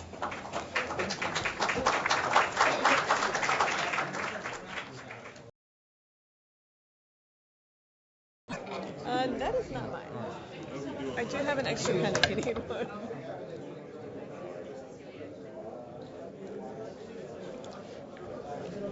And I'd like to remind everybody, especially those sitting in the room today, we are doing questions and answers during the panels. If you are sitting in the room and you would like to ask a question, could you please, there's note cards over at the table, note cards and pens. The gentleman there and Myra up here will be sitting at the back of the room. If you'd like a note card, you can either pick it up from the table or raise your hand and they'll bring you one. And then when you have your question written down, raise your hand and they'll collect it from you and get it to the moderators. because if you say something from the audience, it won't be picked up on the live stream, and it won't be broadcast, and it won't be a part of the recording. So if you have questions, please just get the note cards, okay? If you're watching remotely, if you've just joined us, we are live streaming it, and you can ask questions by sending an email to livequestions, LIVEQUESTIONS, @fcc.gov. The other thing is, please make sure you do your questions as you think of them. Don't wait till the end, because if we're running out of time, we might not be able to get to everything. So with that, we're going to start the next panel. The next panel will be moderated by Michael Jansen, who is an Associate Chief in the Competition and Infrastructure Policy Division in the Wireless Bureau here at the FCC, and Aaron Patterson, who is a Regulatory Analyst at OSHA at the Department of Labor. Thank you, Cecilia. And thank you again to everybody for coming out to this workshop today. We're very much looking forward to our second panel discussion, which is going to focus on the request for information that OSHA released last year on communication tower safety. So, without further delay, let's start with the panelists. Could you please just briefly introduce yourselves, and then we'll circle back to you for introductory statements. Certainly. Craig, we'll start with you. Thank you, Mr. Jansen and Ms. Patterson. My name is Craig Lakutis. I publish a website, wirelessestimator.com, which was established in 2004. I have approximately 30-plus years in the industry. And as the website has changed, it's been a marked a parallel with how the industry has changed. And I think we'll get into that with the RFI later. I'm Richard Cullum. I'm a program manager at Crown Castle. I'm a professional engineer, certified general contractor, and certified weld inspector. And I'm also I'm a TIRAP board member, TR14 committee participant, and co-author on the pan articles for Nate Tower magazine. I have about 25 years of experience in telecommunications engineering and the construction industry, for which I climbed about 20 of those years. My name is Nick Vespa. I'm the Vice President of Southeastern Towers. I basically am the mix of boots on the ground and project planning. I oversee day-to-day operations. We provide service to the entire state of Florida for the state law enforcement radio system, SLURS. We also are certified warranty providers for some of the major obstruction lighting manufacturers out there. Basically, my day-to-day is overseeing all of our crews, making sure that projects are completed, budgeting, and project planning. I'm Dr. Bridget Hester, and I'm the founder of Hubble Foundation, and we take care of families after a fatality in the industry, and we also assist injured workers. I'm an advocate, a researcher, and a professor and a consultant by trade. Thank you very much. And just to make sure that everybody in the room can hear all of the discussion, just please take a moment to make sure that the microphone is in the right place for you, and please try to speak into the microphone. So this panel is focused on the request for information, as I mentioned before, and we'd like to just start off, before we have some questions, with brief opening statements from each panelist for perhaps just a minute in terms of your views on the comments that were received in response to this request for information. And Craig, we'll start again with you. Thank you. America has more than 29,000 men and women with boots on the steel that are on the front lines of ensuring that the nation's telecommunications are the best in the world. Make no mistake about it, it's a tough job. When the main New York City post office was built in 1912, inscribed on the front was neither snow, nor rain, nor heat, nor gloom of night. Are you kidding me? For most tower climbers, that's a pleasant walk in the park.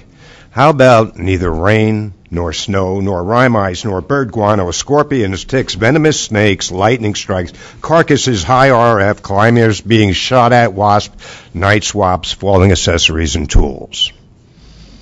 Gloom of night.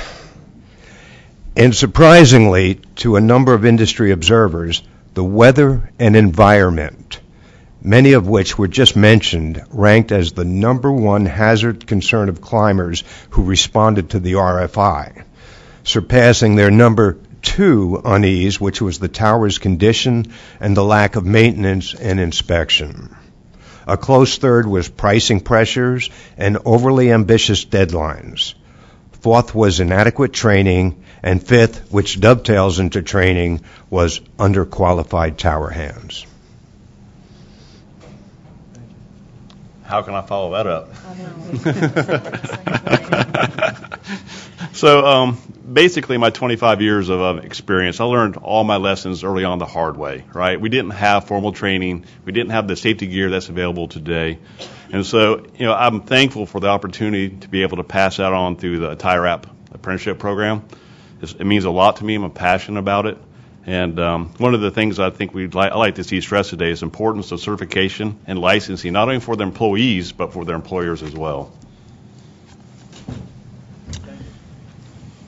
In terms of the RFI, I think it really was a great environment for your everyday boots on the ground worker to be able to comment and give their opinions as to what they actually see in the field.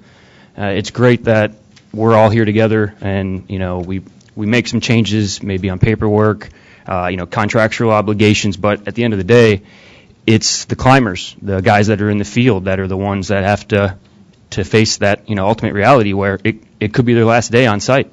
If they're not careful and if they take a shortcut or fail to hook off properly and 100% tie off. I think the RFI was great in that it really was an excellent avenue for them to bring forth these concerns and their own opinions as to what they felt would be a way to remedy some of these situations that they see. Thank you. And Nick, you very helpfully provided a few pictures that we'd like to now put on our live screen. And maybe you can just comment a little bit on what these particular pictures reveal and what they, how you view that in the context of the question. Thanks for the heads up. Is the mic working now? Okay, there we go. So, Nick, if you could say something briefly about each one of these pictures in terms of how that relates to what you saw in the record for this RFI. The first picture, which was displayed, and if we could have again on the live screen in a moment. If we could have it up on the live, there we go. The magic of technology. Could you say something about this, Nick? Sure. I think this is a great photo of the towers being overcrowded. That was one of the primary concerns noted by the RFI by numerous respondents. If you look at this tower, clearly you see that face is entirely filled. It's like that on all three sides. And in addition to the load itself, a beef up has been performed all across. Every face, every leg has got all thread, angle steel. It's completely covered. So you want to send an individual up that tower, this is what they have to deal with. So this is a real situation that we see, and you can't step on the lines. You can't step. There's nowhere to place your feet or hands. It takes you 2 hours to go 100 feet. These are some of the things that we're seeing, and that I think being behind a desk, you may not realize that this is what it's like out there. Do they send this in the closeout package? Maybe not. They're sending you the good things that they want you to see. Let's go to the next slide, and if you could also say something about this one. Sure. This one would be a poor installation practice. We see you get to a site, you find that wonderful, has a safety climb. Well, you go up 200 feet, and for some reason the safety climb has been spliced together, and you may not see that from the ground. You're going in and assuming that the safety component that's there is adequate, and it may not be. So that's what that photo shows. And one more. And this is just, catastrophic damage. This tower, luckily, was in the middle of a wooded area, no homes nearby. The tower was abandoned. It had no ASR number. It was over 200 feet. It was built late 70s, ended up being used for the paging industry, which obviously we know where that went. And it's no longer in use. Tree fell down, took out one of the guy anchors, and that tower is still standing today, just like that. Thank you very much, Nick. Bridget? After everybody started talking, I lost track. Can you repeat the question? Because they all. This is just an opportunity to make a brief opening statement. Just about the RFI. Yeah. In terms of the RFI, I thought I was a little surprised by the number of climbers. That I expected more boots on the ground to kind of contribute. But of the, would you say some 1,300 responses just to wireless estimators module, there, I think all the major content, major concerns, and hazards were within the comments, that they were fairly well addressed across the board, except for a couple areas. But I think there's another question about that later.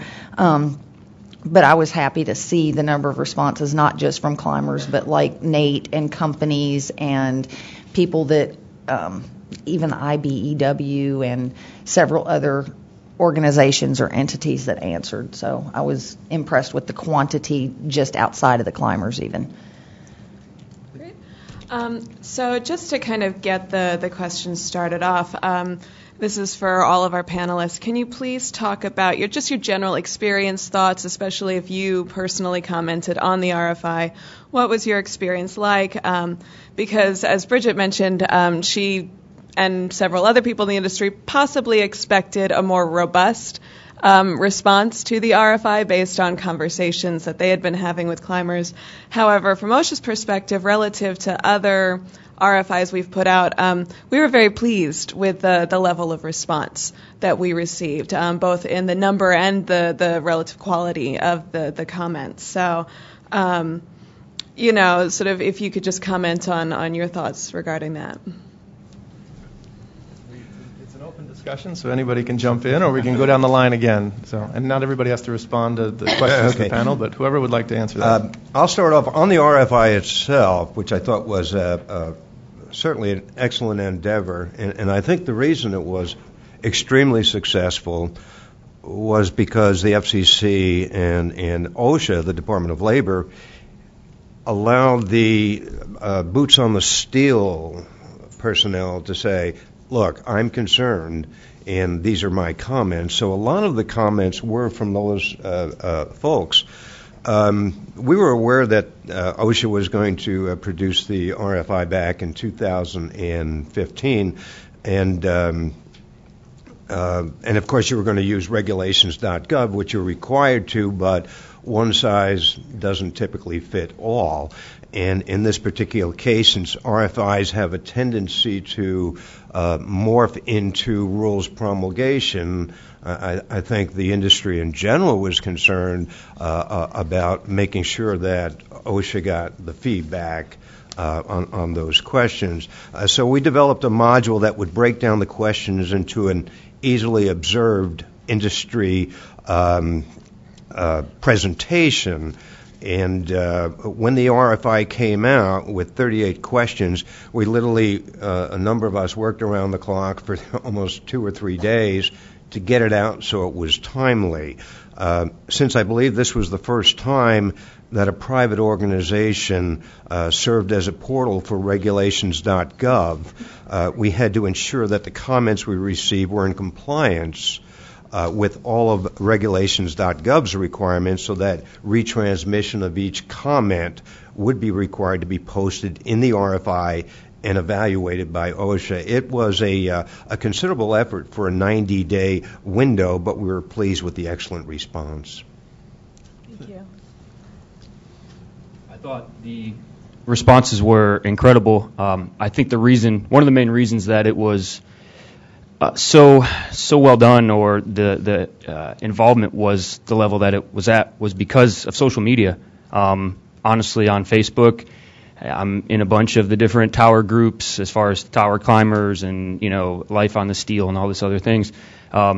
The link to be able to comment was repeatedly posted, and I think it was an easy avenue for your everyday climber he's going on Facebook, at some point in the day, I'm sure, and he's gonna.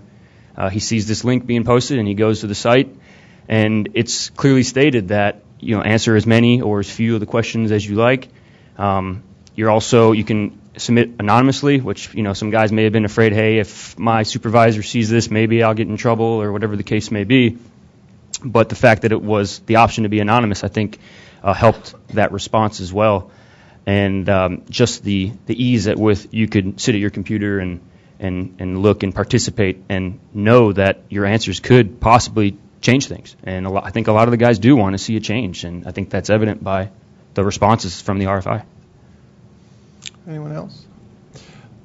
I think the responses on the RFI across the board were really thoughtful for the most part, and it addressed, I was a little surprised because in the past, since I established the foundation back in 2012, I saw a great many comment about timelines and pressure, and that's not something that I had heard from the climbers. I would hear it, but not from company executives or company owners, and I was really pleased that, I guess I hate that term higher up, but company owners and foremen and the like were actually putting that forth as a concern. And I was really pleased with the responses on how people wanted more standardized training, about how many people were in favor of tie wrap or in favor of expanded training.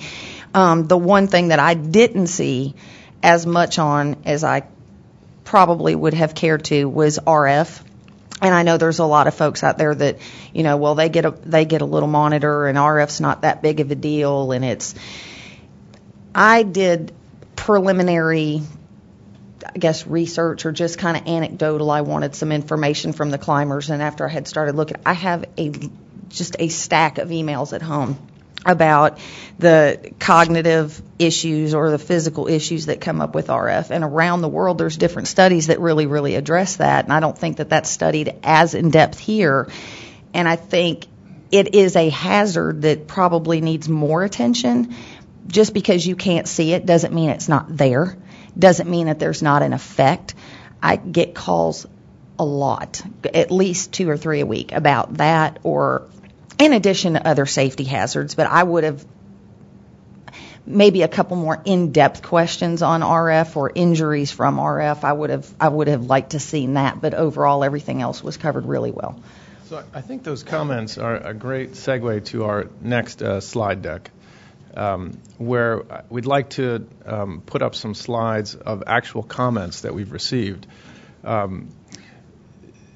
These are actual comments that came into our record. The record is, as all of you know, a public document. They continue to be available, so you can look at these comments if you'd like. And this is a selection that we'd like to read and then ask the panel to respond to.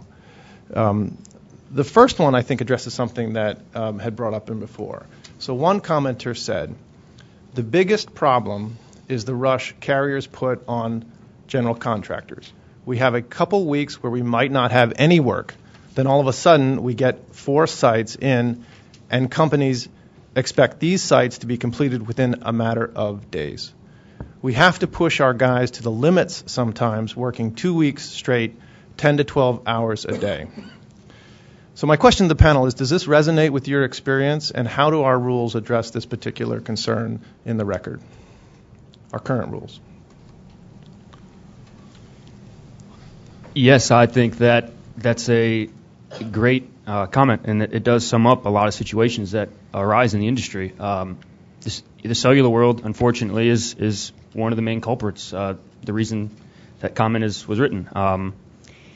You have timelines, and yes, in the contractual obligations that are signed, it may say, on page 7, line 58, don't be fatigued or whatever the case may be. But the guys are out there; they're either silently or kind of, it's known that they need to get it done, and it needs to be done by Friday, or you guys aren't going home for the weekend, or whatever the case may be. And it's a tough battle to have to face, because if these guys say, hey, we need an extra 2 days, my guys are fatigued, or we need an extra week, they may not get the next round of jobs that come up. They may be blacklisted, as they say, or the work will go to another contractor who will guarantee they'll get it done by Friday, or whatever the case may be. And I think that's a great comment.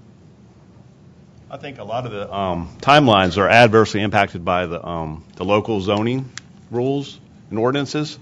There's a lot of steps that have to be taken when you go from app to air. And so what happens is it applies downward pressure on the contractors on the very end, because maybe a project you may have 9 months to complete is now maybe only 3 months, because of all the hoops and hurdles we have to jump through to get the permits approved. And so I think that's a huge. I know FCC stepped up and they try to get the shot clock enacted, But a lot of towers, say for example, you're going aft to air and you have to do a structural analysis on it, and then all of a sudden that tower fails. So now we got to get a quote from a contractor to modify that tower. So then you pass it off to the carrier and say, do you want to modify the tower? So there's all these steps that take place before you can actually install on the tower. So I think one of the important things we need to do is when a tower is, you need to modify it. So if you got to modify it, is it cheaper to replace it? Well, a lot of times you can't replace that tower because the local zoning ordinances, they won't allow it. So it might be cheaper to do it, but we have to modify it because of that. So that's just one point I'd like to point out, why it takes so long. It's an important one, and I appreciate you recognizing the steps that we're taking to try to speed deployment and facilitate deployment in the infrastructure context. Are there other comments on this particular slide? I've got one more slide on timelines, so we can look at that slide if Bridget and Craig want to respond to this issue generally. Yeah. All right, let me bring up the next slide. This is, again, a comment from the record. Most safety issues are directly a result of pressure from the wireless carriers to get the projects done in a very short time frame. Even though the field crews go through all the OSHA, ComTrain, and other safety training, they feel they need to take shortcuts to get the job done by the due dates specified by carriers. This means that they do not always adhere to the safety regulations purposely or are too exhausted and overlook steps to ensure theirs and others' safe working conditions on job sites. Bridget, does that resonate with your experience, and how does our current regulatory framework address this issue? It does. I get many calls from climbers and emails and correspondence about the pressure to get things done, and it's not so. It's kind of a top-down thing. The climbers feel like it comes directly from the carriers all the way down, and I think that it does to a degree, but a lot of climbers are forced. I don't necessarily want, well, no, you do want to use the word forced, by their individual companies down the subcontracting chain. You're going to get up there. You need to get up there and you need to do it. If you don't, we're going to lose the contract. You're not going to have a job when you're done. And it may not even be even directly the company they work for, but the one directly above them. And so, yes, they take shortcuts, and they probably still, I'm sure they still free climb. I did some research on it. In order to get it done so that they can move to the next job, so they can get paid. And you were talking about, it's almost like I started thinking about this the other day. Yes, it's a safety culture thing, because somebody in the first group mentioned complacency, like you do the job and you get complacent and maybe you don't take all the precautions or whatever. Is it complacency or is it acceptance? Is it acceptance of the safety culture of, well, this is just the way it is. I'm going to have to climb to get it done. I'm going to have to do X, Y, and Z to get it done faster. There was a lot of talk in the first panel, which I thought was really great, about changing the safety culture. That's all well and good. How?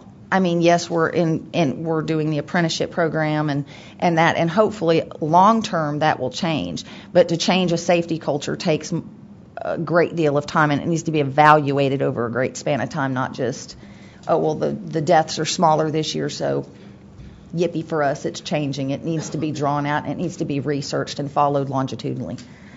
Craig, do you want to respond to this? We've got some other comments as well. So. Yeah, I don't know if I necessarily agree with that comment, or at least in total, in reference to that pressures are causing fatalities and or serious injuries. As an example, there were a number of fatalities in 2014 where it had nothing to do with pressure. It had something to do solely with, quite frankly, not knowing how to do the job, not knowing that there are standards out there, not knowing where to get that information. It had nothing to do with because they were driving for 12 hours. It had nothing to do with that they were tired and they did that. They took braces out that they should not have taken out. And that was, we lost 2 climbers, and we also lost an emergency services worker on that at that time. So oftentimes it's easy to find that boogeyman.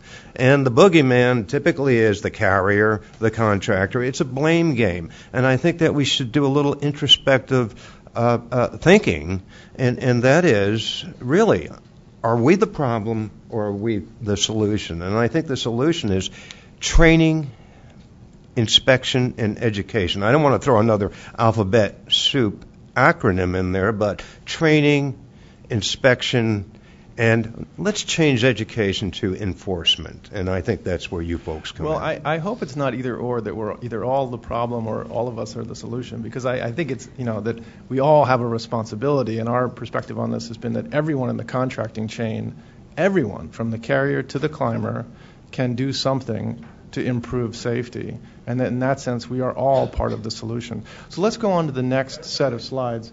If you could actually, we're not actually going to take live questions. I know, but actually, sir, if you want a question, you can write it down on the card that's right next to you, and then we'll provide it to you. But we're going to move forward to the next set of slides. And so if we could have the next slide up. All right. So, and just one of the other sort of common themes that were, arising in the RFI comments were this issue of obstructions, which were also addressed in the previous panel. But the quote says, "The placement and positioning of equipment on the tower, however, probably has the greatest impact on the climber's ability to safely navigate the natural hazards of our work.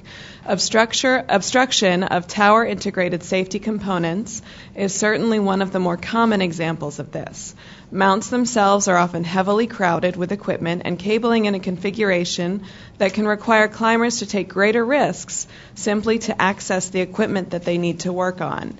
T-boom style mounts, as an example, often greatly increase the difficulty of accessing the equipment by requiring the climber to execute a balancing act along one, often round steel member to reach the equipment, then to hang up to 6 feet below the mount in order to access cabling and connections. Finding a means of creating greater ease of access to the equipment once on the tower would mitigate some of the risk inherent in working on these structures, further allowing the workers to focus their attention on less controllable hazardous elements." Any thoughts or perspectives on this particular? Well, I think it's important to remember that the purpose of a communication tower is antenna supporting structure. That's what TIA specifically mentions in their literature. So if I'm a contractor and I know that there's hazards or obstructions there's different ways I can deal with it, right? I can get a man lift, I can get a crane. There's different things I can do to improve the safety of my work and my employees. I do agree with the comment.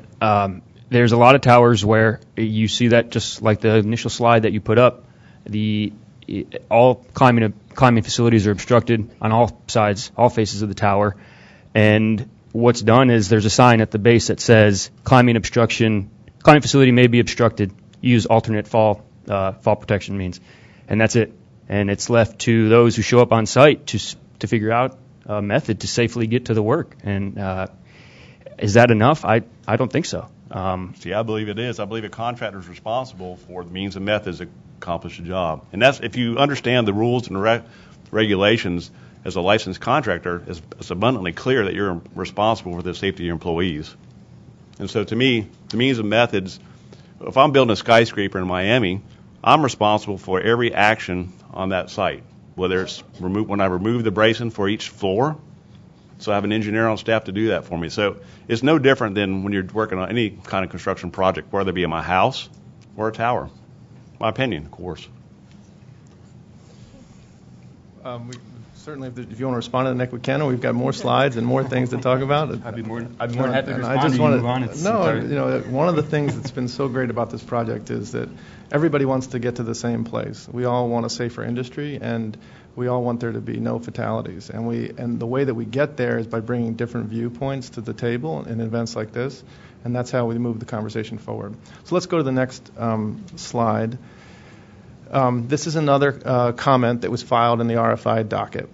The issue is the use of a copier to make everyone a certification. Every employee I hired would submit a certification that was copied from someone else's certification and their name added. I had 8 companies tell me that they send one person to the class and then everyone is certified in their company with the use of a copier. Does this resonate with your experience, and how does our current regulatory structure address this issue? That clearly resonates with, I think, a lot of people's experience, and that's one of the wonderful things that NWSA is going to be doing with certification, simply because that will be a problem of the past, because I believe the NWSA card is not going to be able to be made on a copier, and in addition, you're going to be able to identify if that person truly has that certification, not just because they handed you a piece of paper. I agree. I think that's a very serious issue with the industry. I personally know of an individual who had the same exact situation happen to them. They said they were ComTrim certified. They had their climber certification card. Coming to find out, when we do an in-house exercise, they had never done anything like that before. And it's, well, I thought you were ComTrain certified. And he says, yeah, I just went in a room and answered some questions, and next thing you know, I was issued a card from a Train the Trainer program. And I think having a third-party certification program, having multiple vendors out there that are offering this, certified climber service, you may get a different experience from company to company, and then even further different experience once you're doing a Train the Trainer and you're trusting an individual who is, it's Chinese telephone basically, and you don't necessarily know what the quality is going to be as it goes down the chain. So let's move on to another topic. If we could have this slide up, please. So another common theme was lack of experience. So the quote is a story from someone who was in the field, but I was sent to sweep test a company's site with 2 climbers. When we got to the site, one of the climbers, who had 2 weeks experience but had only climbed 1 time, and the other climber had been hired the day before. Climber B, the one hired the prior day, decided that he didn't want to do this job anymore and quit on site. Climber A, with the 2 weeks experience, belted up and started climbing, but had trouble with his safety climb about 60 foot up the tower. Climber B exhausted himself trying to figure out how to get his safety climb sleeve past the bracket, so he had to rescue the climber from 60 feet. In order to finish the job, I had to let the company rep use the site master to test, while I then climbed up the tower to 160 feet, changed the TMA, and completed the tower side of the sweep process. This was a regular occurrence. Is this something that you've encountered in your work in the field, and what can be done to avoid these types of situations? I get calls about this regularly too. Climbers will call and say that so-and-so isn't trained, or they lied on I get that a lot from some companies too. Something's written out on a resume, but it doesn't necessarily resonate in the field. Or I've been working for 6 months and I haven't been sent to training, or I was thrown into a class and given a book, said, here, answer this, and then issued a card. And quite frequently I get calls about people that are on the tower but have no clue what they're doing. And so it drags out work, it takes forever to get anything done. And then, of course, they're usually laid off or fired and left to their own devices or what have you. But there's not, and I'm glad that TIRAP and the NWSA, I'm hoping that over the span will correct that problem, and that ultimately will have a higher expectation, a higher level of performance from the climbers. Because like Craig said, safety from climber all the way up, there's not just one boogeyman, so to speak. There's way too many variables to go through. But I think inadequately training or not training climbers is extremely contributory to fatalities and injuries. I agree. I know when my experience as a contractor, we would have people do the same thing. And we try to train the people. A lot of times you would invest 2 or 3 weeks worth of training in those folks, and then they would just quit because they couldn't handle the work. So, it's a very stressful job. And then all too common, I've seen other contractors send probably the least experienced guy up the tower to do rigging because, everybody else felt like they had done their time on the ground, and it was somebody else's opportunity or chance to go up there. It was their turn to go do it. So I think it's a pretty common occurrence. I agree with both Richard and Bridget on this. The only issue that I have is I do think that the market itself will correct the issue. Okay, so you have these 2 individuals who may not be experienced or may not know what they're doing. They may either seek to get further training, or their company no longer is awarded that work. The problem is how many times does that happen? And yes, they may go home that day or 10 times or 20 times, but that one time that these new guys are sent out and there is an incident and it results in a fatality or catastrophic injury, that's the problem, is that you only roll the dice so many times in this situation before you have a serious issue. Because even if the employer fires him for not knowing or not working out, he's just going to pick up and go to another company, and then he's somebody else's problem. So there's one more issue that was featured in the record that I want to put up a few slides about, and then we'll have we'll ask some questions that have come in over email. So one of the common issues in the record was weather. Here is an actual comment from the record. We work in conditions that other construction workers with safer jobs don't. I think that resonates with what you said earlier, Craig. Everyone climbs in the rain, even if it's policy not to. Refuse to climb in harsh weather, and you will never go anywhere in this business. This is from a different comment, but on the same theme. Weather is also a major contributor to safely working on towers. Contractors in the north deal with every weather condition out there during the year. There doesn't seem to be any standards available out there as to limits to temperatures, wind, or snow and ice accumulations on the towers. It is basically up to the field employees and their managers to decide when employees should be climbing or not. Does that resonate with your experience, and how do we address that? Yeah, the weather is a huge issue. Being a Florida-based company, we deal with storms that pop up in the summertime that are dropping lightning nearby, and in a lot of cases, it may come without notice. Having a standard, though, in terms of weather is tough because for us in Florida, 50 degrees is cold. That's a little bit pushing it for us to go to a site. I prefer when it's 80. Now, does that same standard apply to somebody who's working in North Dakota? I don't think so. So it's tough to have a weather-related standard, I believe. I think it's a case-by-case basis, knowing there are some imminent dangers, lightning in the vicinity and so forth, but cold and heat, wind, some of those things are variables that can't really be precise every single time, and so there has to be some sort of self-awareness at each site. Anyone else want It really should be up to the competent person on site to make that judgment call, right? When you're doing your job hazards analysis beforehand, you look at the weather. If the tower's icy, you don't work. Pretty simple. Again, that's something I get to, and I mean they should be allowed to call it and say it's not safe, we're not going to do it. I can't tell you the number of calls I get from guys that's either they tried to call a site for whether it be weather or whether it be whatever some other safety hazard, and they go to call it, and then they get called on the carpet by not necessarily even up its chain, but their particular supervisor at the office for calling a site for being unsafe. So I think it does have to be case-by-case basis based on where you are in the country. That really starts from the top down, right? It does, and that goes to making better, who was it on the first panel that said making a safety culture of better leaders? I mean, I think that's where it comes from, too, and it's just a long process.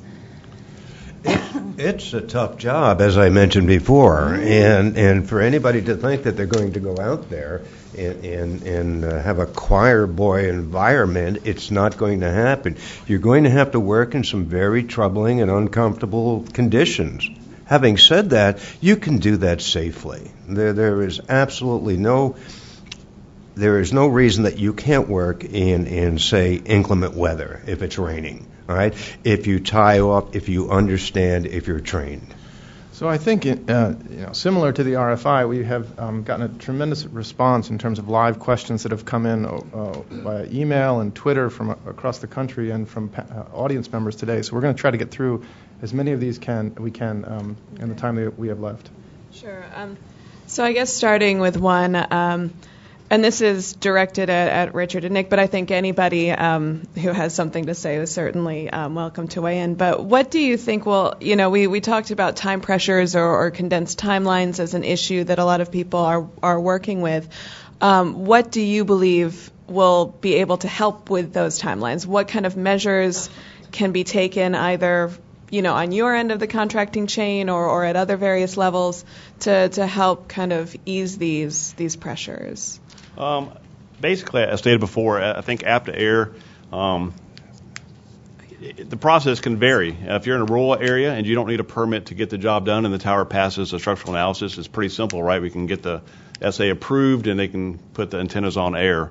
If you're in a more urban environment, it's a little more difficult because you have towers that may fail and then you got to modify them, so it takes a long time. So I think maybe starting the process a little bit earlier and maybe getting the help of local zoning folks to adhere to the current FCC rules and regulations regarding the shot clock. And I think consultants add a lot of confusion to that process. A lot of times they'll send back permits or CDs because they're questioning the safety of the structure, when really, as tower owners, we do a condition and maintenance assessment on the tower. We don't do safety inspections. That's really the responsibility of the contractor. So, it's the little things like that. So we get asked to do plumb on a monopole all the time. So we got to go back and do another TI inspection before the TI recommended period, and then we got to do a plumb. So if you know anything about monopoles, they move. A 200-foot monopole can move 24 to 18 inches in relatively just a half hour time. So all these restrictions and problems that are really not created by the structure themselves, but by consultants and people who really don't understand the permitting process and really towers in general.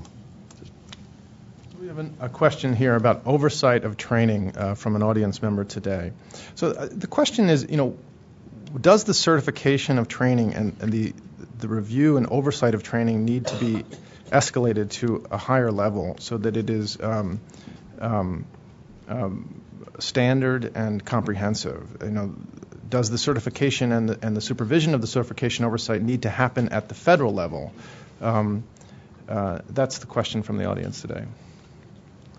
Absolutely. I agree that the uniform increase in the uniform, the level of training is critical. I think that was one of the main responses to the RFI, the lack of consistency in the industry as far as training goes. And there really is not, at this time, a formal approach to certification. To become a licensed electrician, you have to have so many hours as a journeyman and so forth, and prove that you know the craft and you know the trade. And I think that's huge. And to have some sort of formally recognized training or licensing would do wonders for the industry and for those that are working.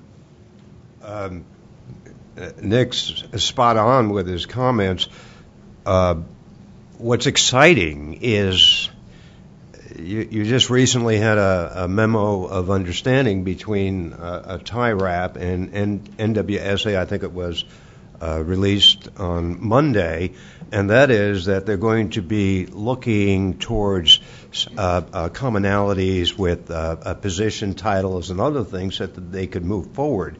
I believe that was one of the stumbling blocks of getting things done, and as politicians are fond of saying, put your seatbelts on because this industry is changing. It's moving quickly. All that training is coming into place, and we're going to see the benefits of it. So we have a comment from an audience member today. Quote, I don't think there's one contractor attending this meeting that hasn't experienced a 2-week straight 10, 12-hour day. So we talked about compressed schedules in the past, but I think in light of this comment, I want to circle back to it.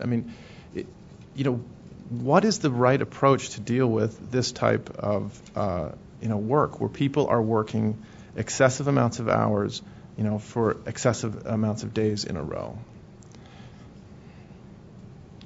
To put it more frankly, it seems like in some industries, like in truck driving, there are more restrictions there and more safeguards with regard to compressed work schedules than in this particular industry here.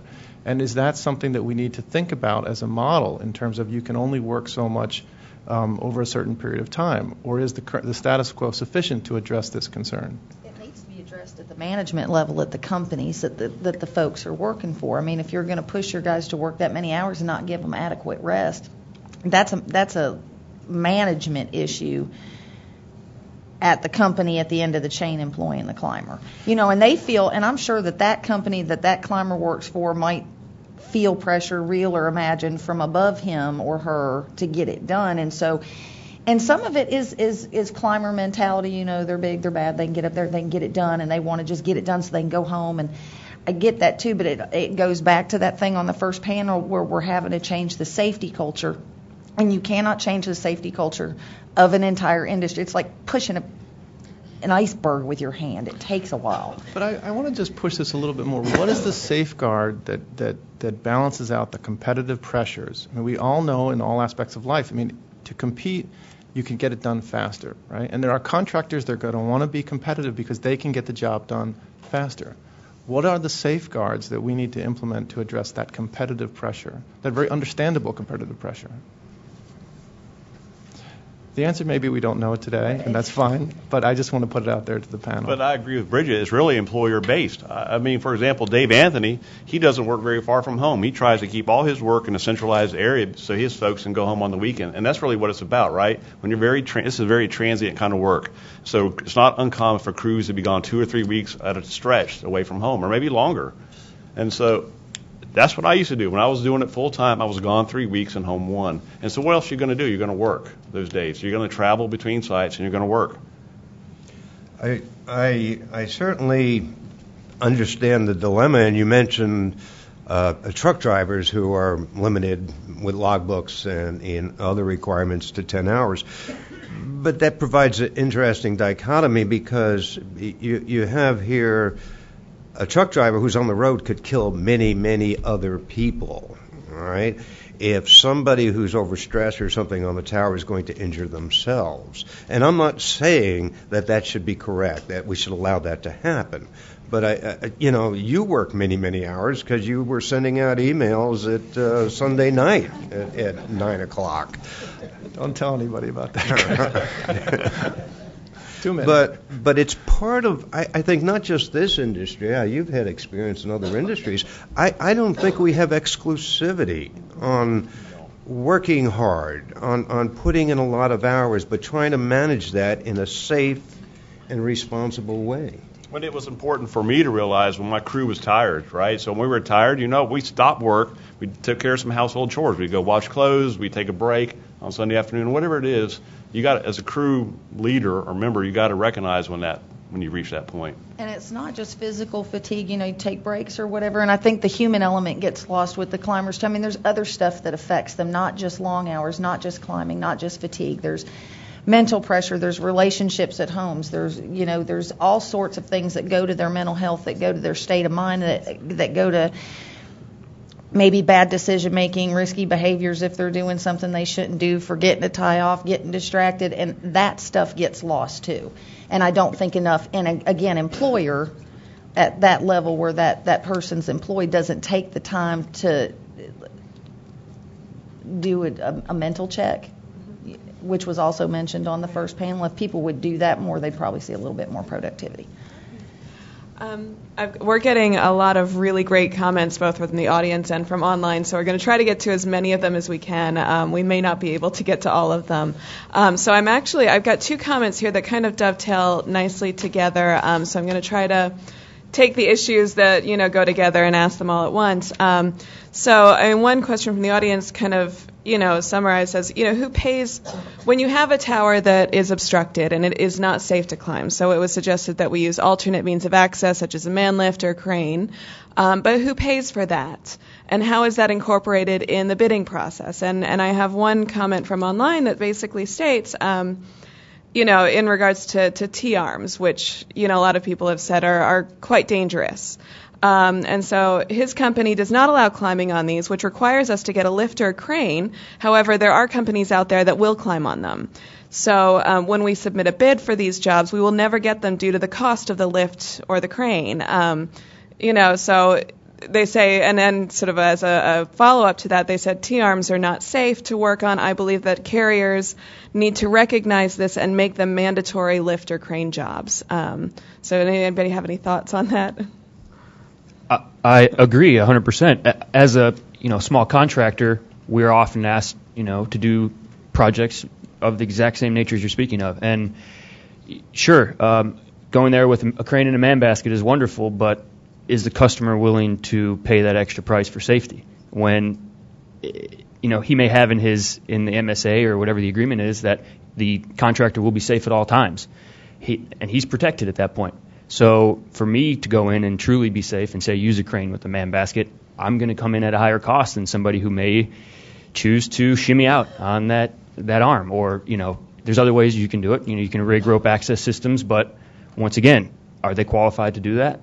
I don't know. You may price yourself out to do it the safe way, unfortunately. It would be wonderful if the carriers could get together and because we're not talking many, and if we could get the carriers together to come up with joint standards, and they could, of that any project that is going to be built, then we need X, Y, and Z, and it's a simple process, and then you'd get a fairer bidding process. But more importantly, it would be a great achievement for safety in the industry to be able to do that. Now, I'm not saying you always have to have a cherry picker or a crane. You can do it. You can rig, and you can do it safely. But some of the problems we have is the climbers out there. We looked at a slide before where 2 days experience, 2 weeks experience. These people don't have that rigging experience, so you really don't want them out there rigging to save a few dollars. So we have two comments that came in by email, and I'll read them in full. I think they relate to the same theme, which is ultimately who is responsible. So here's the first one. 2013 and 2014 were very busy years, and 2015 was not. Fatalities, injuries go directly with carrier capital expenditures, meaning there are unqualified contractors performing this work in high times. Do you think better vetting and putting more qualifications in place for contractors would reduce employee accidents? Secondly, I have never in 17 years seen a safety line item on a carrier bid package. Here's the second question. The tower owner states that the contractor is responsible to ensure that the tower is safe. How can a third party do this, and how are you as the tower owner assured that this contractor is a structural engineer or competent to say it's safe? How is the contractor to know if the climb is okay 200 feet up the tower? Should there be a federal mandate on a full safety and tower inspection every year or 5 years? Anybody want to respond? I know it's a lot, but I believe the TIA covers it quite nicely, to be honest. Every 3-5 years we inspect our structures. We, because of engineering judgment and past inspection and experience, we inspect our monopoles every 7 years because we know those structures. We know we've already inspected them. We know what's going on with them. But as a contractor, I'm responsible for the safety of my employees, correct? And so how do you know a safety climb is not how do you know it's connected correctly at the top? When we went through a video at Tie Wrap with that, right? We, as tower owners, we hire these contractors to do work, and we, in good faith, expect them to do it. And so when they tie a safety climb off at the top of the rope, I mean, that's just mind-boggling. It's criminally negligent, according to Jim Maddox. And so why would a contractor do that to his fellow contractors? I don't really understand that mentality. So we do everything we can to make them TIA compliant. But safety, at the end of the day, when you hook off, for example, we talk a lot about tie-off points, and so we really advocate the use of the tie-off anchorage points on step bolts because, you know what, it gives them some place to hook off to. But you know what? What if a contractor rigs to it, stretches it out, and the guy climbing up there next time, he hooks off to it just blindly without inspecting it prior to hooking off, and then all of a sudden he falls. I mean, how do we account for that? How do we deal with that stuff? Because, they're contractors that are irresponsible. I know we go through a process where, we look at the company's financials, we look at their EMR, and there's all these different credentials that we look for before we let a contractor even work on our site. But a lot of times they sub it out to second and third and fourth tier contractors. We require them to contact our NOC when they go on site. They don't always do it. I think he's actually spot on with that. I believe there needs to be a better process as far as vetting the contractors that are doing the work, as far as maybe limiting the number of contractors downline that actually are allowed to be in the process. I think the ones that are installing the safety climbs with rope or whatever the case may be are the ones that are coming in at the lowest bid, and they're cutting corners. Maybe they didn't have the proper tools in the truck to do it right the first time or whatever the case may be. But I think having maybe a third-party audit, not an in-house, maybe a certified crew that comes out afterwards and can verify the installation was done properly.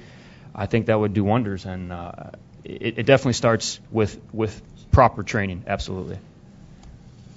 You know, your questioner unearthed something which I think is really important, and that is he sounded like he knew the industry and he was well versed. But in 222G, as you mentioned, that is answered. And a lot of the questions that people have are answered in like TIA 1019A. That information is out there. So almost the obligatory response is, are you kidding me? $700 for that document? I don't know. I think it's gone up for inflation, but $700. I'm going to make the presumption that 70% of all contractors did not pay, nor do they have these documents in their possession. That's where we have to start. We have to educate ourselves. So the contractor has to know about that. I was talking to Scott Kisting from TIRAP the other day, and he had mentioned a lot of people will contact him and ask him about, how do I rig this thing? How do I do that? Well, the answer is it's there. I mean, I don't want to tell you. I don't want to be instructive, but the answer is there in these, in these standards, and the answer is also there in a lot of OSHA regulations. But they just don't take the time, the effort, and they won't expend the money. In terms of safety in the industry, the TIA is wonderful. I agree. There's a lot of answers in there. The problem is it's a several hundred-page document that your everyday tower climber, if we're talking about how to, in real time, change safety on site, your everyday tower dog is not necessarily going to look for the answer on page 348 of the TIA standard before he goes up. Well, no, there needs to be a middle ground of someone who's training him and better, so he understands in regular terms what does this mean. Right. It is backed up by the TIA, but it's easily understood in the field, because the ones in the field are the ones who are facing the danger every day. And as probably most of our mothers have told us, reading is required.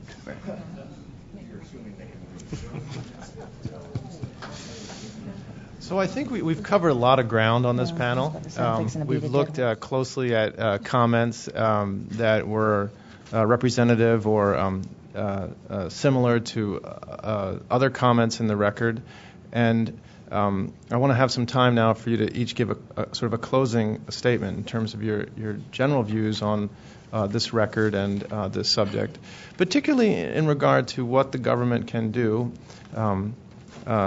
to address some of this issue with standards being out there, but them not necessarily being either internalized or consistently applied or widely known as we all work towards a safer industry. So I think we'll probably start how we began and start with you, Craig. Just to recap, I like enforcement. I'm not an advocate of having OSHA come on the job site. But enforcement's necessary because nobody does anything unless there's enforcement. When Beyonce was at the halftime show, there was no wardrobe malfunction. And it looked like CBS spray painted her costume on her. Not because they wanted to make sure that we protected our youth from seeing a breast, but they wanted to make sure they didn't get a $550,000 fine from the FCC. And it was just primarily enforcement. No comment. And people react to that. And OSHA's severe violator enforcement program. People react to that. You cited one contractor. This puts people out of business. And so it's enforcement, I think, that should be a priority. Now, it's my understanding that OSHA's in the process of rolling out a national emphasis program, or they're looking at it anyway, and that would be that in every office in America and possessions, that you would have a trained investigator that is trained to cite people on a job site, because right now the knowledge base isn't there within OSHA. And so I understand that this is getting legs, which I think is just wonderful, because you can't go out to a job site and cite somebody if you don't know what you're looking at. Thank you. So just to follow up with that, it's kind of the same lines. So words without actions, they're meaningless, right? Words without action, they're meaningless. So I want to thank the leadership at Crown Castle for the opportunity to serve on TIRAP full time. This action demonstrates our commitment to and dedication to improving safety, education, and quality. And I think that that's important. So I want to be an advocate for the industry.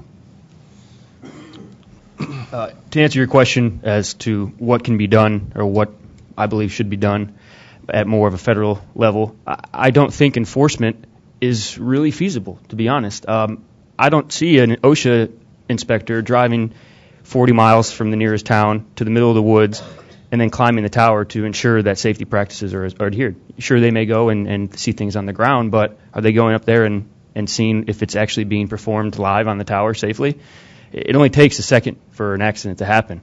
And a lot of guys are in and out at a job site in a couple hours, maybe a couple days.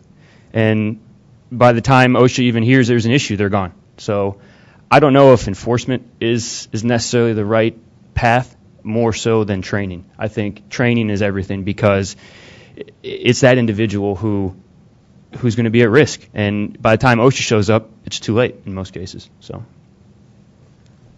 I'll build on kind of what he said. I'm of the same mind frame that training seems to be the most paramount. And the other thing is there's got to be a way to, I had read through some of the responses, and there's the possibility of having a third party type. Everybody's, they don't want the government to regulate it. We should regulate our own industry. We should police ourselves. That's all well and good. And there's third-party vendors out there that have systems, like I read one about a database that can track everything from, RF, if something's wrong with the tower, certification, who's out there, who's allowed to be out there, who's not allowed to be out there, and it's trackable, and it can go all the way, from the climber all the way up to the carrier, and that might be something that we should integrate, is having a large system to be able to track everything from the condition of the tower to when was something reported to who was out there last and what certifications did they have. We've got tools, we've got mechanisms to, I hate that phrase, police our own industry, but I mean essentially that's what we're having to do when you've got companies not training their people and being irresponsible and the whole gamut of issues that there is. So I think we need to look at the different technology, the different aspects, and the different avenues available, and learn from other industries as well. Well, I think we are getting to the point where we're running out of time. So, all of the questions that we weren't able to get to, we will definitely be considering them and, trying to address them in the future. We'll also have some additional materials posted on the website if folks from our panel have, things that they wanted to say but didn't get around to it. And finally, I just want to thank all of our panelists for taking the time to travel here. We've all got a very diverse range of experiences, perspectives, and that can make these conversations pretty interesting. But I think also this is where a lot of the productive, sort of work happens, where we're engaging with one another, and this is really how the industry becomes safer. So thank you very much. You're very welcome.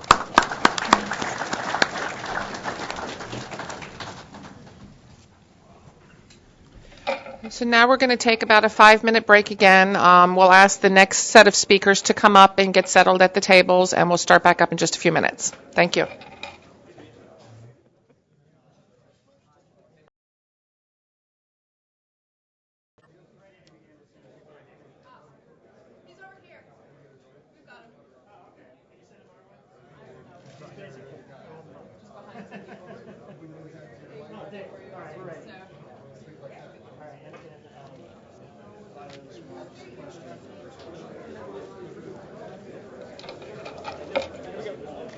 If everyone could take their seats, we'll get started with the last panel. So I got the one for the first one for David. So again, just in case anybody's just tuning in or we have new folks who have come into the room, if you are watching this live, you can submit questions for the panel by sending an email to livequestions, livequestions, @fcc.gov. Please include your name and the organization you're affiliated with your question. If you are sitting here in the room, we do have the note cards. We have staff in the back of the room over here and on this side. Just raise your hand if you would like a note card or you have a note card with a question on it, and we will come collect it from you. So with that, we'd like to, again, remind all the speakers to speak into the microphone so we make sure everything's picked up on the live webcast and on the recording that will be posted. The recording of this will be posted on the FCC event page. So if you go to www.fcc/events and then look for today's date or look for the name of the workshop, because the URL is like a mile long and I can't give it to you, here. So we'll begin with the third panel now. With the third panel, we again have two moderators. We have Joseph Jenkins, who is the team leader for marketing and outreach in the Office of Apprenticeship at ETA at Department of Labor. And then we have Matt Warner, who's an attorney advisor in the Competition and Infrastructure Policy Division in the Wireless Bureau here at the FCC. Hi, thank you. Welcome to the third panel. This one's on the Telecommunications Industry Registered Apprenticeship Program and the Telecommunications Workforce Development. We're going to go around and get the bio information of our panelists, so please start. Dave? Good morning, and thank you for being here. My name is Dave Anthony. I'm with Shenandoah Tower Service and on the board of TIRAP. Good morning, Chase Hammock, the TIRAP apprentice, work for MUTI Sabre Industries. Hello, my name is David Sams, Vice President of Risk Management for SBA Communications and the Vice Chair for the TIRAP board.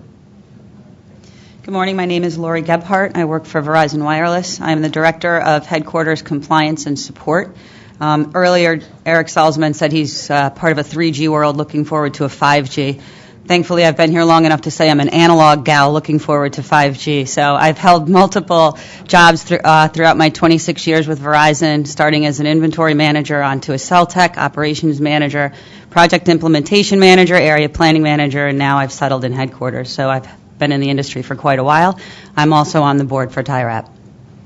I'm Jonathan Adelstein, President and CEO of PCI, the Wireless Infrastructure Association, that represents a cross-section of the industry from the tower owners to the manufacturers of equipment, the carriers, service companies, and all the associated businesses that make wireless broadband happen. All right, thank you. And we're going to go to opening remarks now. Dave? Okay, thank you. I want to express my deep appreciation to the FCC, DOL, OSHA, and ETA for organizing this event and for their stalwart support of wireless industry efforts to improve our performance metrics.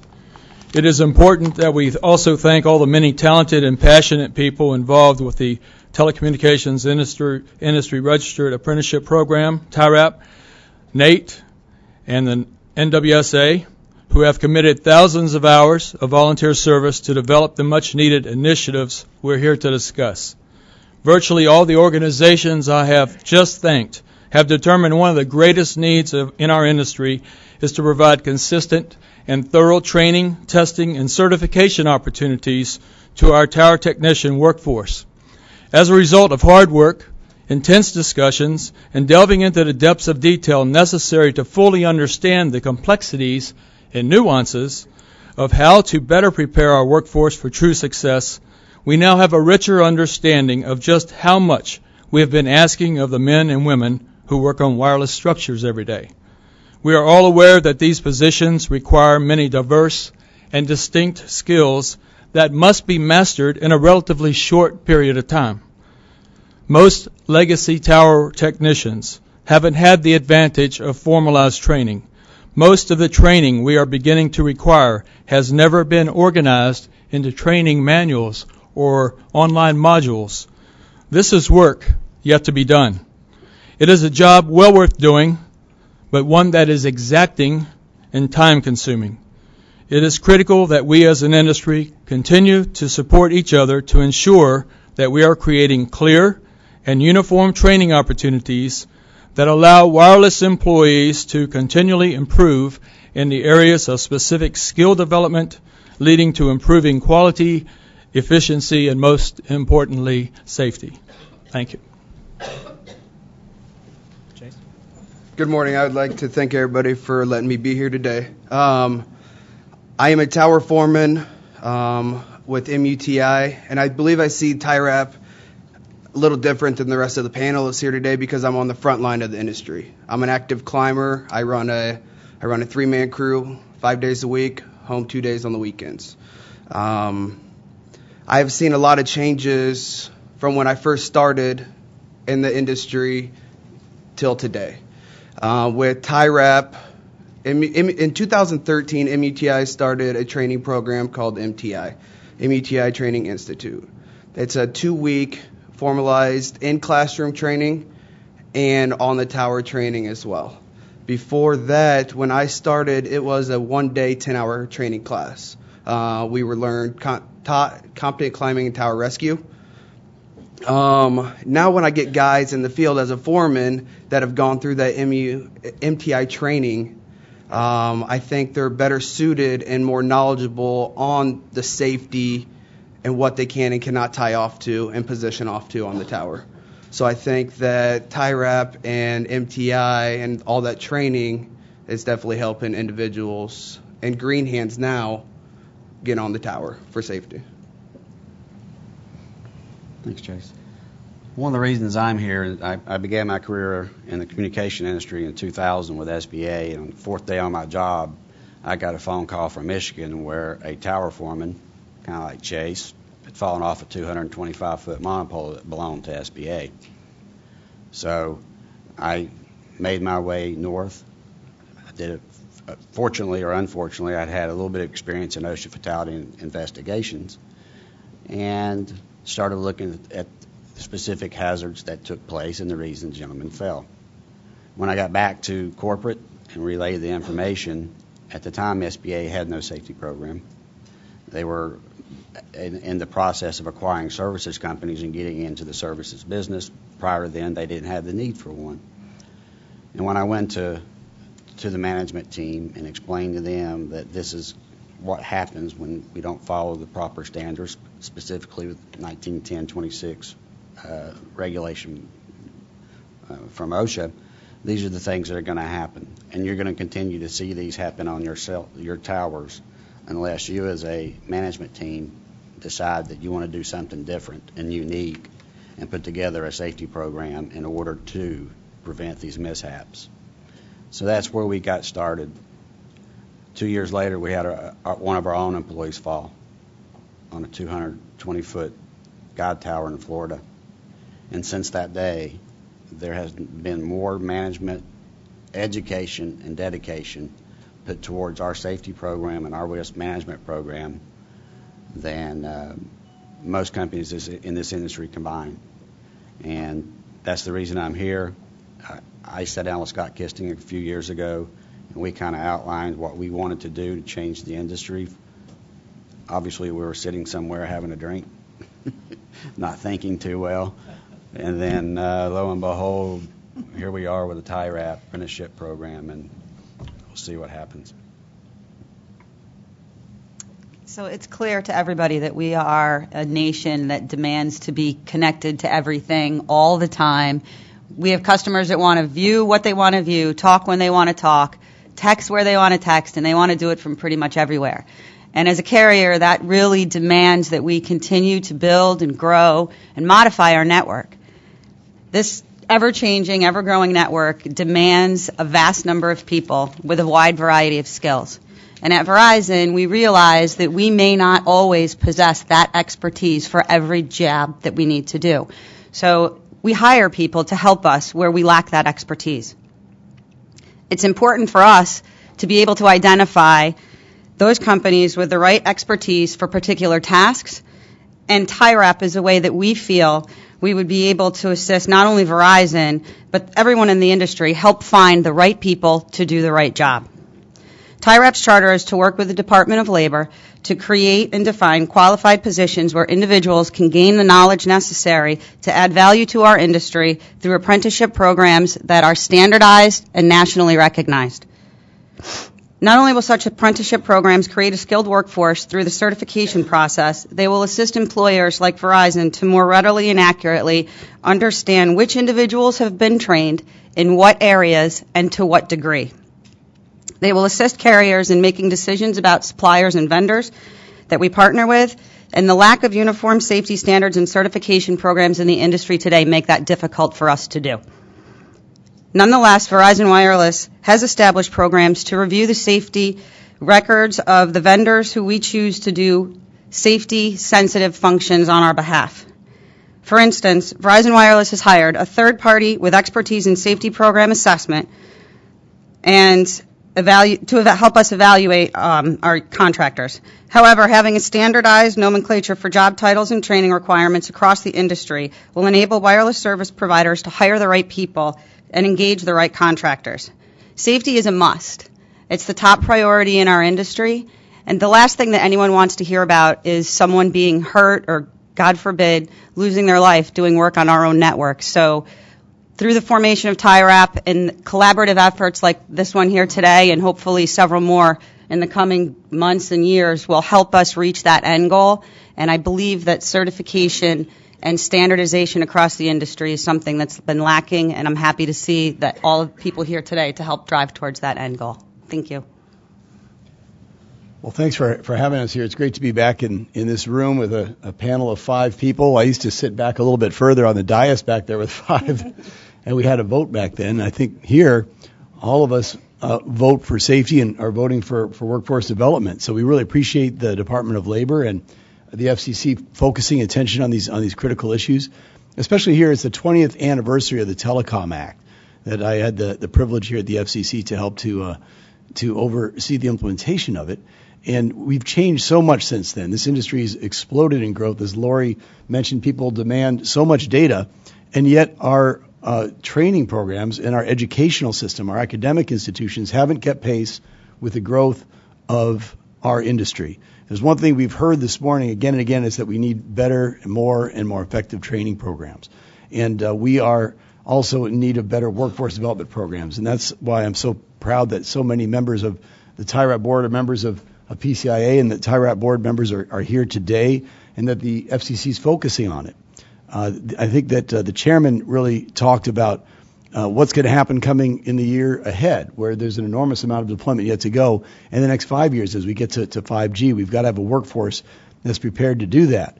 And so as the association that represents the whole cross-section of the industry, we believe in making sure that we have a workforce that has proper training, that has opportunities for apprenticeships so that they can grow within their companies. They have a pathway for a career in our industry, not just to be here for a little while, but to become somebody who grows along with the growth of the industry. And we're trying to bring in academic institutions. We're just in all the different private offerings that are available for training and apprenticeships. We're trying to bring veterans into the program, diversity into our workforce. Our industry, I think we've heard today again and again from different members of it, truly cares about their workers. We truly care about the fact that they should be safe. They should be able to have the skills to do the job right. They should have the ability to develop their careers, and TIRAP is a testament to that. Thank you to the panelists for the opening remarks.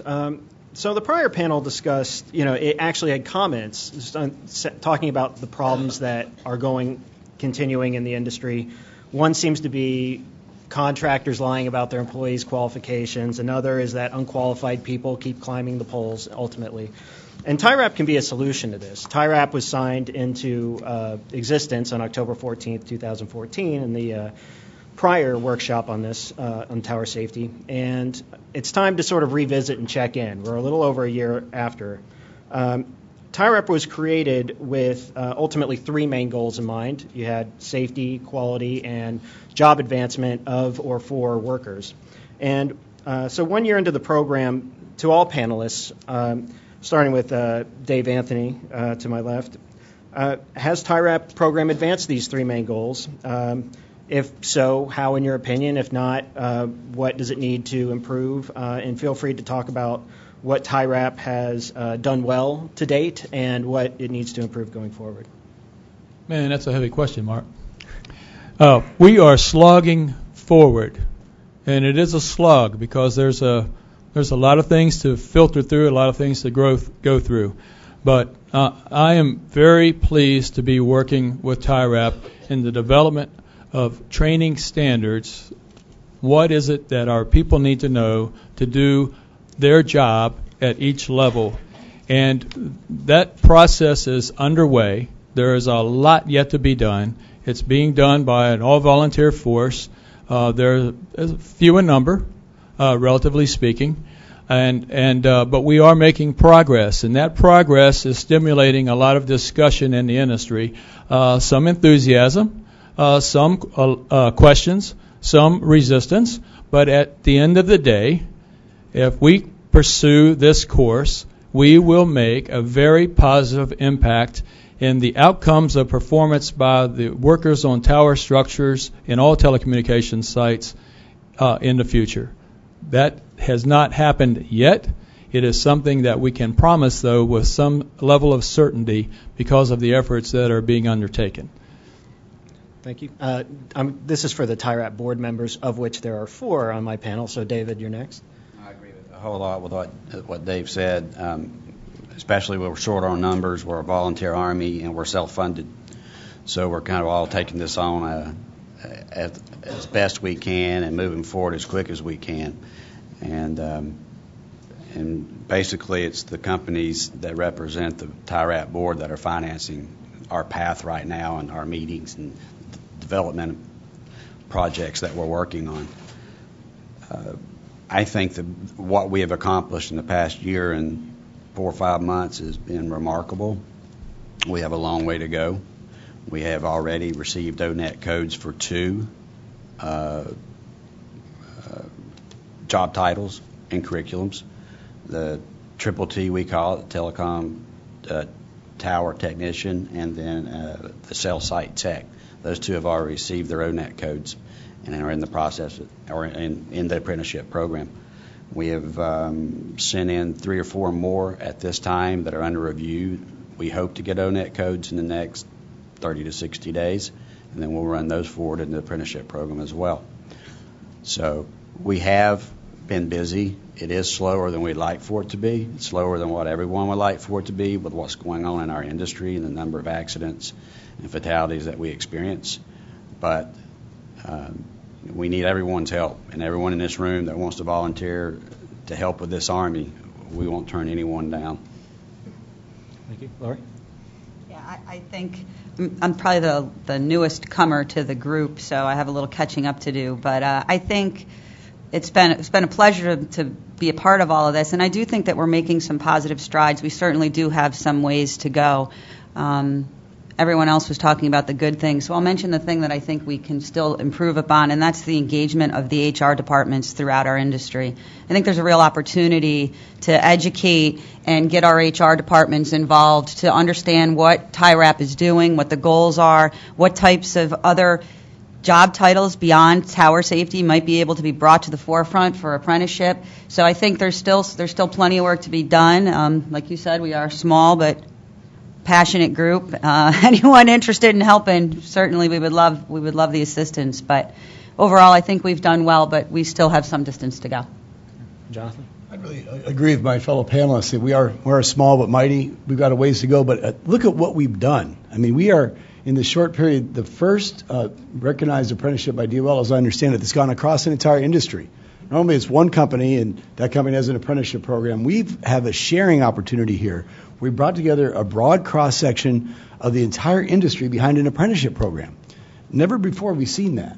And it's something that really is remarkable in a competitive industry where we're trying to help each other to succeed, to make sure that all of us have the skills and the capacity to move forward within our companies. And to have that happen with companies large and small and mid-size all working together is remarkable. Now, I certainly would agree that we have a long way to go. We have 2 federally recognized positions. We have many more to come. But this is a startup, as all of my colleagues have said. It's a small group that's really trying, in its spare time, volunteer time, to execute some very big ideas, to really try to transform the workforce of our industry. And with the right support, I think we can help employers take full advantage of the apprenticeships. We can put TIRAP on steroids.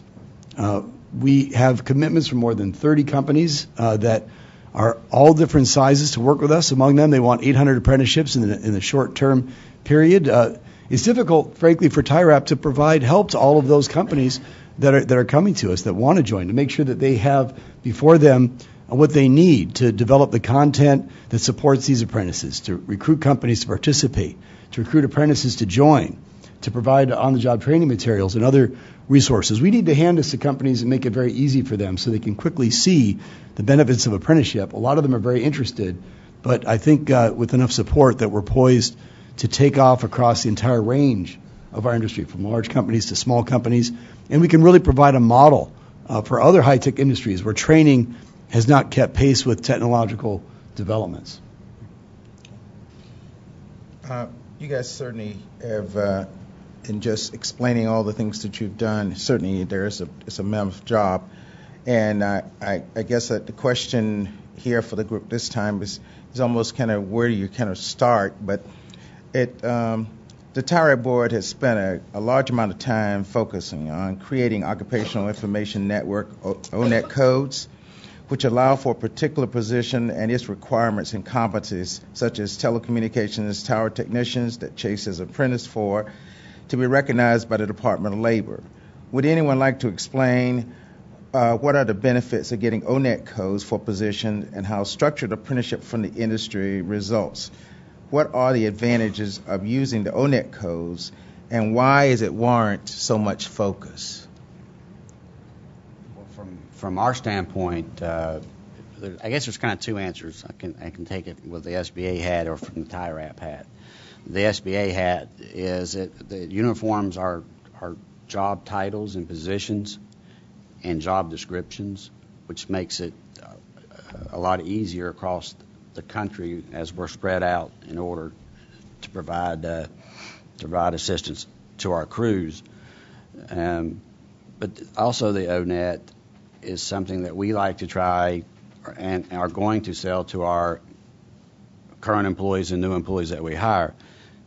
This is an apprenticeship program, is a career path, and it's not just a job. And I think one of the biggest problems we find in our industry is we have people that want a job, they don't want a career. And we're at the stage of this industry, in the boom of telecom and wireless and everybody having it now till our thumbs fall off, that wireless is here. Let's make a career out of the wireless industry. Let's provide veterans, let's provide vocational students an educational path that they can follow and earn a job and earn a career and earn money. And that, to me, is the most important thing. And it just so happens to be the ONET code is the catalyst behind that because of the Registered Apprenticeship Program. I guess the follow-up to that is, what are the major advantages, and you kind of touched on them, but achieved through the ONET codes for jobs regarding safety, quality, job advancement, and the universal understanding and qualifications of certain jobs for this industry? That was a lot, I know. I'm kind of used to wading through your stuff, Joe, so I'll figure it out. The one thing that I think is important is the training curriculum is based on the ONET code and the job title. And that's what we as an industry and what the training requirements are, that everyone has a special job title and a curriculum that follows that ONET code title curriculum. Now it's a responsibility to train them to what that curriculum requires them to be trained to. And I think that's across the whole industry, and it speaks, and I'll mention this now. I think Craig mentioned it earlier from Wireless Estimator in the last panel session. There was a MOU agreed upon this week between NWSA and TIRAP. That's the best thing that has happened in this industry in 2 years. And I'd like to thank, I know Jim Tracy's in the audience, I'd like to thank Jim for his work on his side of the fence, and Scott and the TIRAP board's work on our side. But that was significant to the industry so that we can sit down and we together can develop the curriculums and the titles and ensure whether you go through the NWSA training and certification qualifications or you go through the TIRAP and Registered Apprenticeship program, that those that come from either program have had the same training across the board. And that's what this industry has lacked. And to me, that is the most important thing with the TIRAP is uniforming the training and curriculum.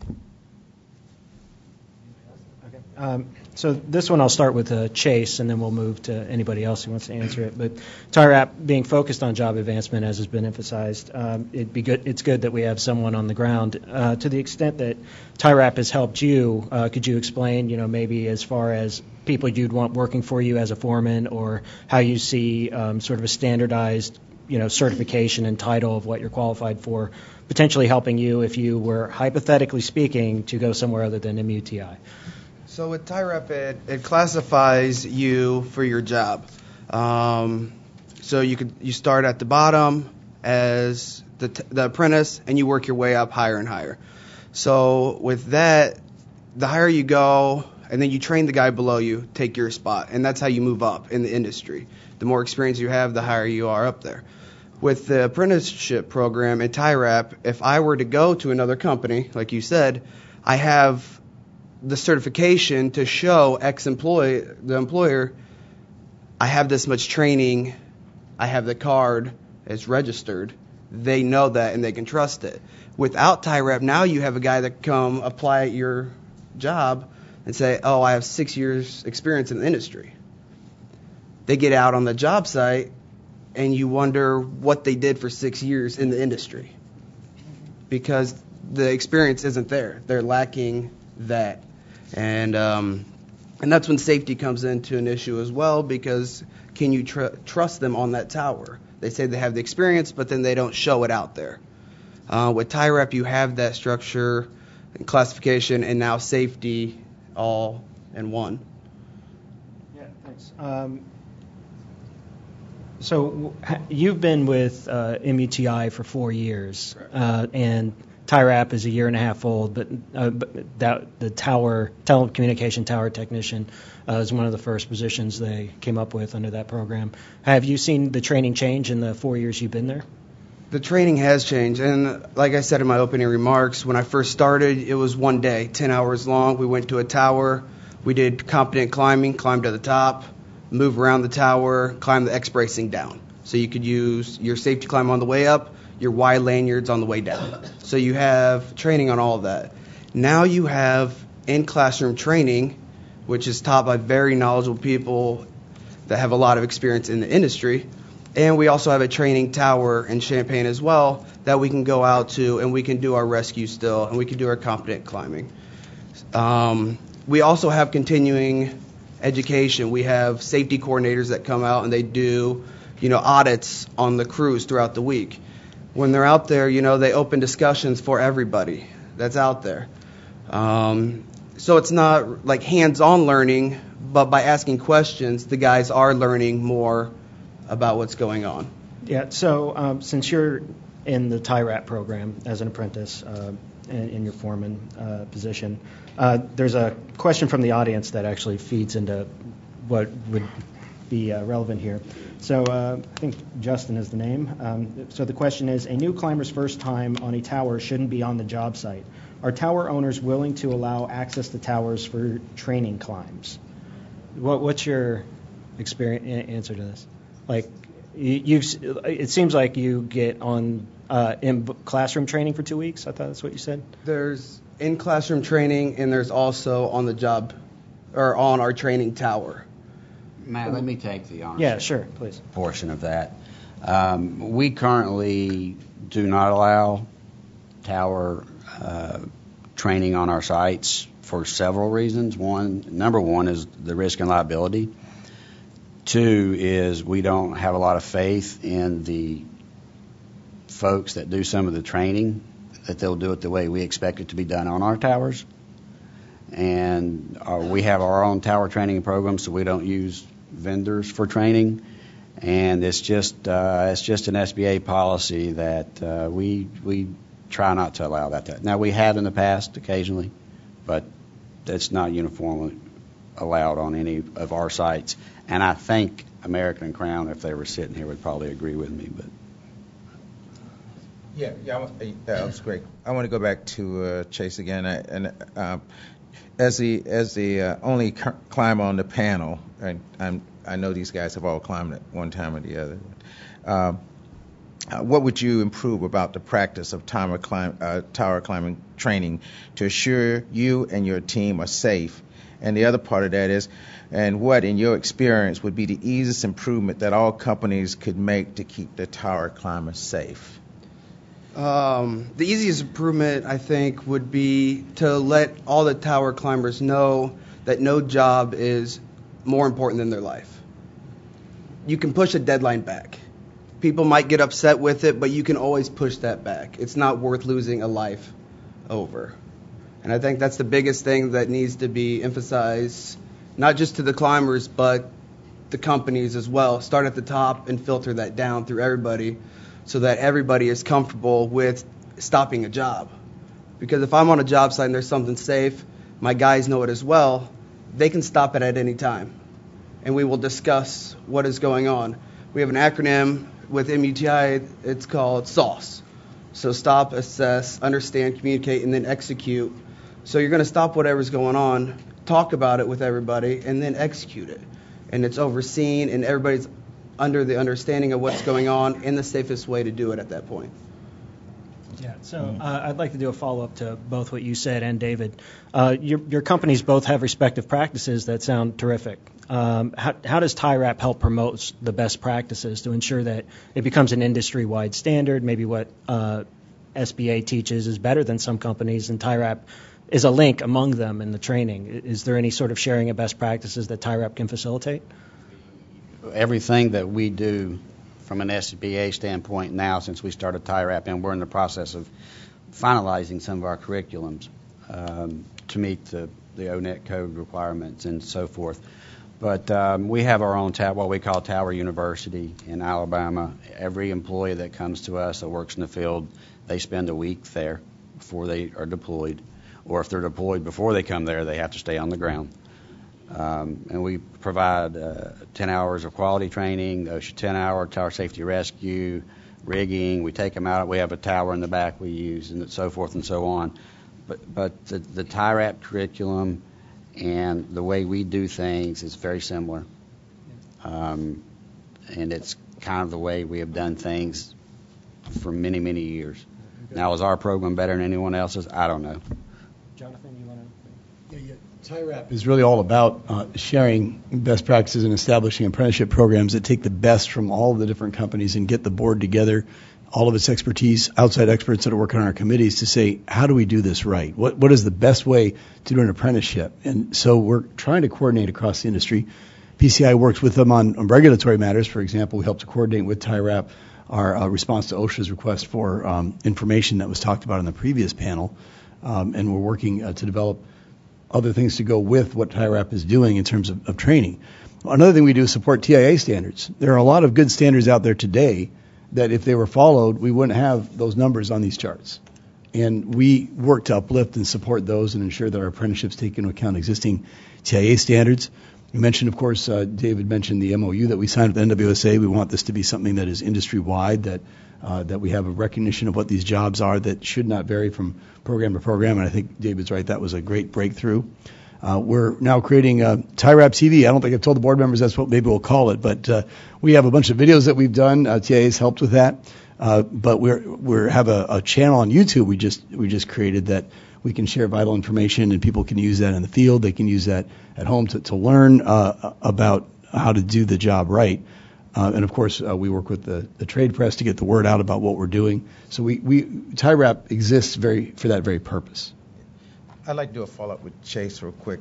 Have you noticed by going through TIRAP that it has given you any better approaches to training, or noticing when people are doing things incorrect that you've been able to help to improve the practices?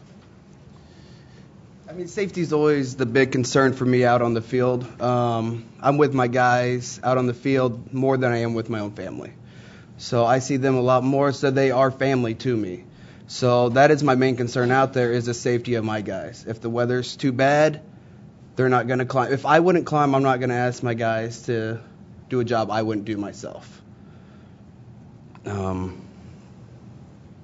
was the last part of the? No, if anything that you learned during TIRAP, just on the techniques of training, have you been able to carry over and notice and change any behaviors out there? So I think I pick up a little bit from everybody that I encounter, as far as our safety coordinator, national director, the vice president of the company, speaking with each one of them about different issues. You pick up a little bit, because their way might not be the correct way, but take a little bit from each person, and then, I make it my own as far as keeping everybody safe and knowledgeable with what's going on.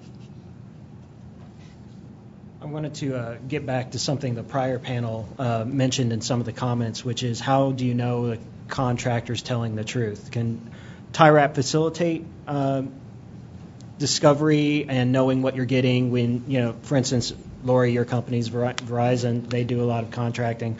Can TIRAP facilitate? You mentioned earlier in your opening remarks, can you talk about? Yeah, absolutely. I mean, right now when we evaluate our contractors, we evaluate them on, lots of different criteria, from their financials to their safety records to, their history, their length of time in the industry. We kind of look at it all. And when you're reviewing someone's safety practices, it's, you can take a look at, their training programs and, how well their track record is with OSHA. And there's really no set criteria by which I can say, okay, well, they have this many foremen, and this is what they're qualified for, and this is the degree of knowledge that they have.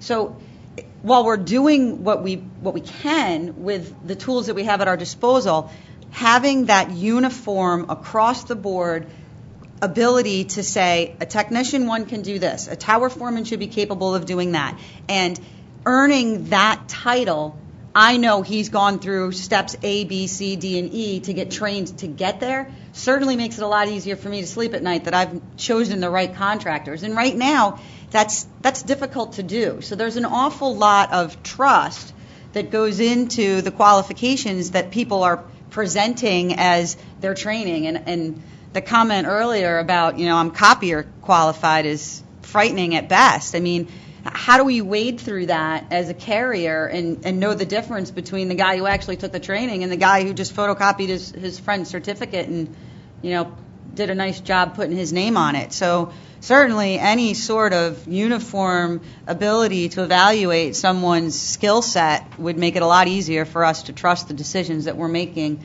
on the vendors that we choose to partner with. So what would be the ultimate solution for that? Like, it sounds like it'd be difficult for you to determine who's lying, but so the ONET codes, you have this RAPIDS database in which information is submitted to the Department of Labor, but that's not accessible to employers to verify that the people who are saying that they have the qualifications are in fact getting the qualifications. Is a different sort of information sharing or database needed in order for Verizon to be able to verify? I would like to see us get to that point. At the end of the day, I think absolutely that's where we need to be. Would it require something like that, or is there another solution? That, in my opinion, would be probably the easiest way to be able to do that. If I could go into some sort of a database and confirm that, yes, Chase was trained in the following things and someone somewhere is responsible for keeping record of that training, that would be incredibly helpful. And I'm not aware of tools that exist for us today to verify those qualifications. So something along those lines in the future would sooner rather than later, would be a welcome addition to the industry. Does anybody want to do a follow-up before I move on? That's been a problem in this industry for the last 10, 15 years, is people taking cards and changing the names to protect the guilty, and they're out working on our towers and falling off. And the way you stop that is you get rid of these companies that allow it. Absolutely. And you do that by catching them in the act. And you do that by having side audits. That's how you stop that nonsense. And TIRAP can facilitate? I don't know if TIRAP can facilitate, but the tower owners and the carriers can. Okay. NWSA has a solution for that as well, so that'll be helpful. The testing and certification process, and they're not going to be able to cheat on those credentials. They'll be easily identified. National Antenna and Tower Safety Center has an an opportunity to participate and help with that as well. The important thing to understand here about the training that we're developing is that it's not one size fits all. We've got 37 different jobs that we're looking to ONET code. Unless we decide to streamline and combine them, it's 37 different practices. There's a lot of people doing a lot of different things out on tower sites. If they're going to undertake a job on a broadcast tower, for instance, with the repack, then they need to be appropriately trained for that work. They can't just be the regular AT&T line and antenna crew. Those guys are going to inevitably fail. People are going to get hurt or killed. Equipment is going to be damaged. So we are being very specific about the training, and that is going to be the thing that changes the landscape. It's not one size fits all. It's specific to the task, specific to the scope of work. If you have questions, please submit them. I have a question for the entire panel again. It's like, what is TIRAP as method for validation of training?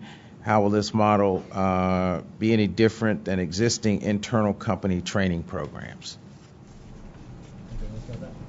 Seems like a follow-on to what was just being discussed. Yeah, I think I touched on that just now to begin with, and then the federal government has got a role in this as well. So we're not going to have too many guys floating around claiming they've gone through the apprenticeship program and not have the credentials to back it up. And if those bad players out there, think they're going to have the wrath of the government on them, which I don't think anybody wants to have at this point in time. There's an arm in the government called DOJ that would look into those types of activities. Another panel for another time. Go ahead. Sorry. I just wanted to come back to Dave Anthony again, and because I again. Be the last question. Okay. Do you believe that the TIRAP board could do more to create standardized training modules and online modules? And what would it take to accomplish this? And does the all-volunteer TIRAP board have the resources to accomplish this at this moment? If not, what additional resources would be needed? Man, that's a great question, Joe. We need all of your time and money. and that's no joke. To do what we're doing takes an incredible amount of time and energy, and that all translates to money. And we're taxing Joe's office to support us. So they need time and money. They need positions to fill in, to handle the workload. So industry and government all need to step up to say, we're all in.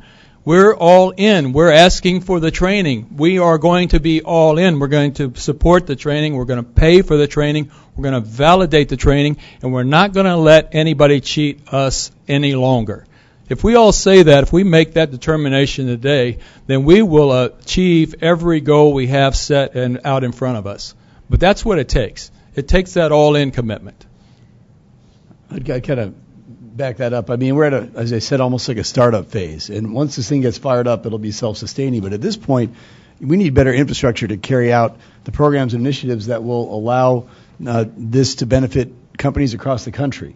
We have some very large companies that have excellent internal training programs that can, as your earlier question alluded to, be used to foster apprenticeships. Others need help, and if we can offer them programs that they can use so that they can quickly adopt apprenticeship, take advantage of all the benefits, take advantage of the GI Bill or other training benefits that come with it, but they're not in a position to do that themselves. So as an industry, if we can get that going, then there's a lot of funds being spent now by industry on training.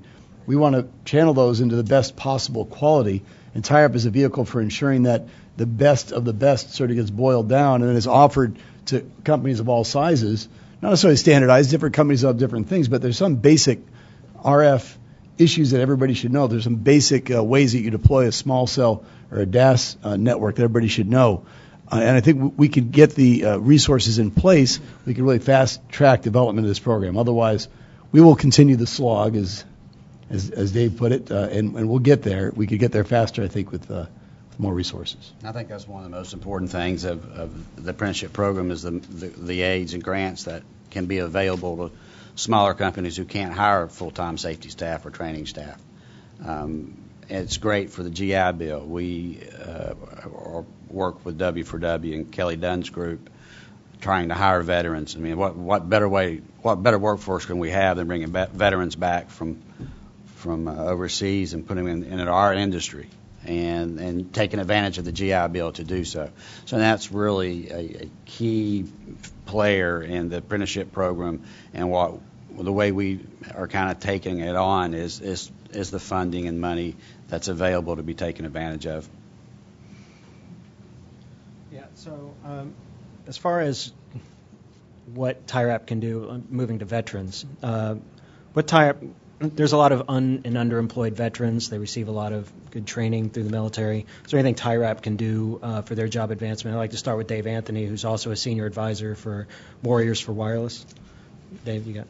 Yes, I think what's taking place in the marketplace right now with the development of true training standards is good news for any veteran. Veterans are used to a series of training standards. They want a clear career path. They want advancement opportunities. They want to know what it takes to get to the next stripe, the next clover leaf, whatever it might be that they're going for. And our industry hasn't been able to offer these things prior to TIRAP. Now with what we're doing at TIRAP, we can clarify that for them. Again, as David was saying earlier, well, we're not just a job or just an occupation, just a paycheck anymore. This industry is a career path. This is opening opportunities for people to get a job that they can succeed in, that they can enjoy, that they can benefit their family and friends, and they can know they have a future in. So that's what we're trying to build, and it's good for veterans. That's what they're looking for.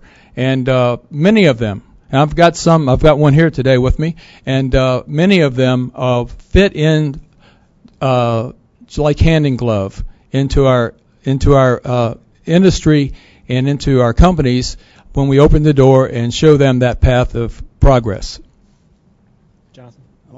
I think I'm the representative of the board of W4W here, Warriors for Wireless, and our industry is extremely enthusiastic about bringing veterans in.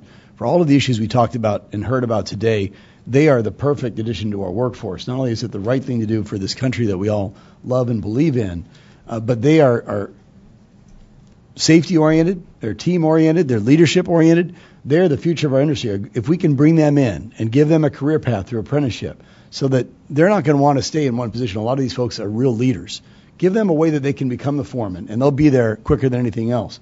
Maybe they don't want to stay as a tower climber. They want to move into becoming an RF engineer. They want to learn how to install small cell and DAS networks because they don't want to climb all day. Well, let's bring them the tools they need to grow their career.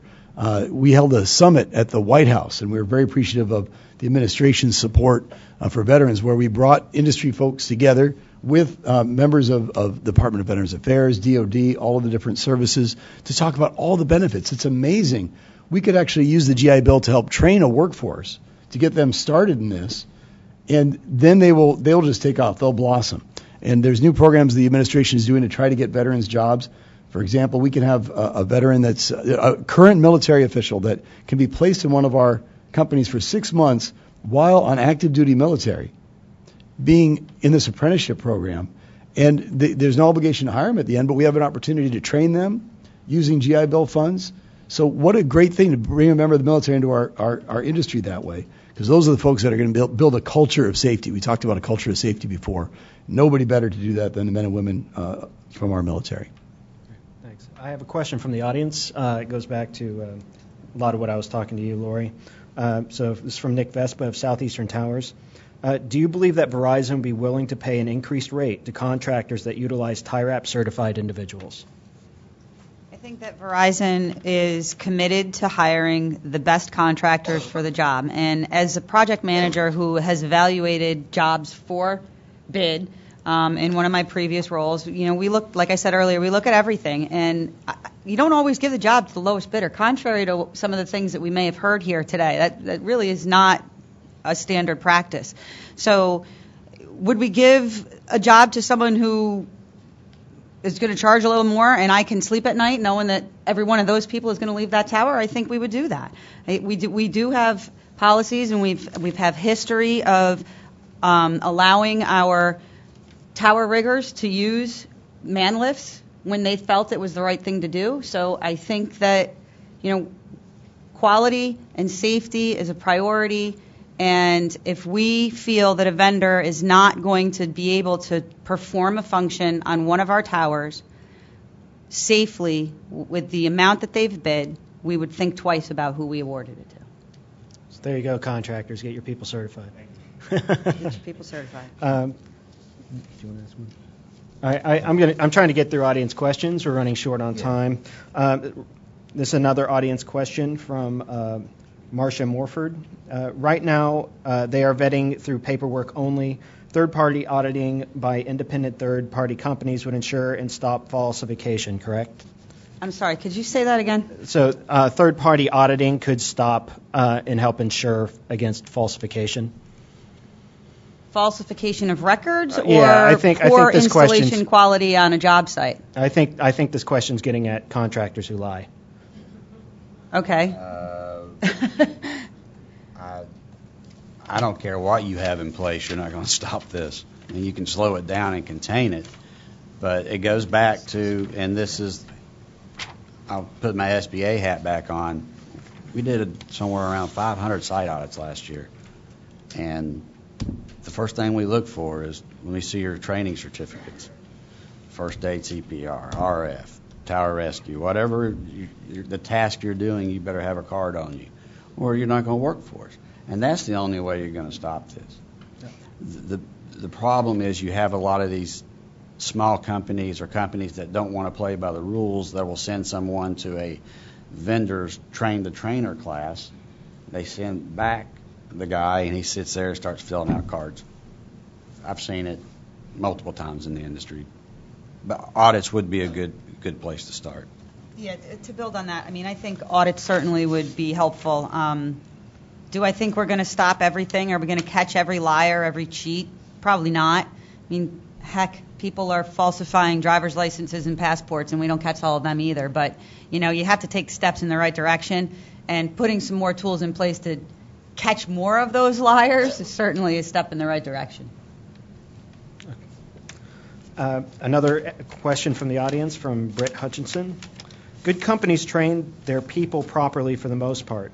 In this, you assume we all have the same goal. I think everyone here does, but many companies are purely money-driven. It sounds like TIRAP training would be administered by company owners. Tower companies that pop up during busy times are a big problem, so how will they be governed to provide proper TIRAP training? Anybody want to field that? Well, part of it's the testing apparatus involved. And so there's still going to be, even after we go through the training, there's got to be a test out. There's got to be evaluation. Does the individual truly know the job? Can he perform the skills that we're giving him credit for? That has got to be validated. And if he can't do those things, then he doesn't get the certificate. He doesn't get to move to the next level. He stays where he is until he does acquire that level of achievement. So with the apprenticeship program, it's a combination of personal study, classroom study, on-the-job training. Most of what we've done in the past has been, for the most part, on-the-job training. But this on-the-job training is a little bit more thorough, more documented, and at the end of the day, there's an evaluation. And again, the NWSA is going to be a big player in this, and that testing and validation is being done by a third party there. The apprenticeship part of that is still not totally clear, but as it clears up, I think we understand what the problems are, and we are working to resolve those problems, but it is a piece at a time. When you have a puzzle in front of you, You typically will start with something that you know or the boundaries, and then you'll fill it all in until you've got the complete picture. We do not have that puzzle all put together, but we know what it's supposed to look like at the end of the day. And at the end of the day, our workforce is going to be trained specific to the scope of work they're going to handle. We'll be able to vet them at any point in time before, during, or after they've been on a job site. And then as an industry, we have to have a no-tolerance policy for the cheaters, for the people who are taking shortcuts. That's just as basic as it is. And it takes an all-in by us. There's not a silver bullet out there. It's not one thing. It's everything. Everything has got to be done right. Everything has got to be verified. And we can do this. We just need to determine to make the adjustments that it takes to do that. What do we care about? Do we love this? Or do we love the people who work for us? Hey, you guys in red shirts, stand up over there, please. I love my guys. We love you guys. I love my guys. They're the right guys for the job. I don't hire anybody else. We give them all the tools, all the training, all the rest of it that they need to perform at an optimal level every day. And that's what it takes. It's an all-in, not one bullet, but the fully loaded, whatever it is, you've got them all. And then you can stand the test of time. Then you can make it through. And that's where we got to get this industry. We're moving in that direction, and I am delighted. I am delighted that we're moving in that direction. There are a lot of pitfalls in the way, but we're going to build bridges. We're going to go around. We're going to do what it takes to get there. Everybody here on board? Because that's what it takes. What TIRAP is doing, if nobody else is on board, that doesn't help anything. What NWSA is doing, if nobody else is really on board, all we're doing is whitewashing the fence. It's still going to rot. It's not going to stop anybody. So what we want to build is something that's impregnable, that's enduring, that's something we can take comfort in.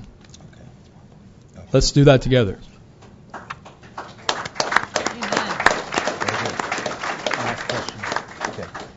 This is going to be the last question, so guys, hold on for this one.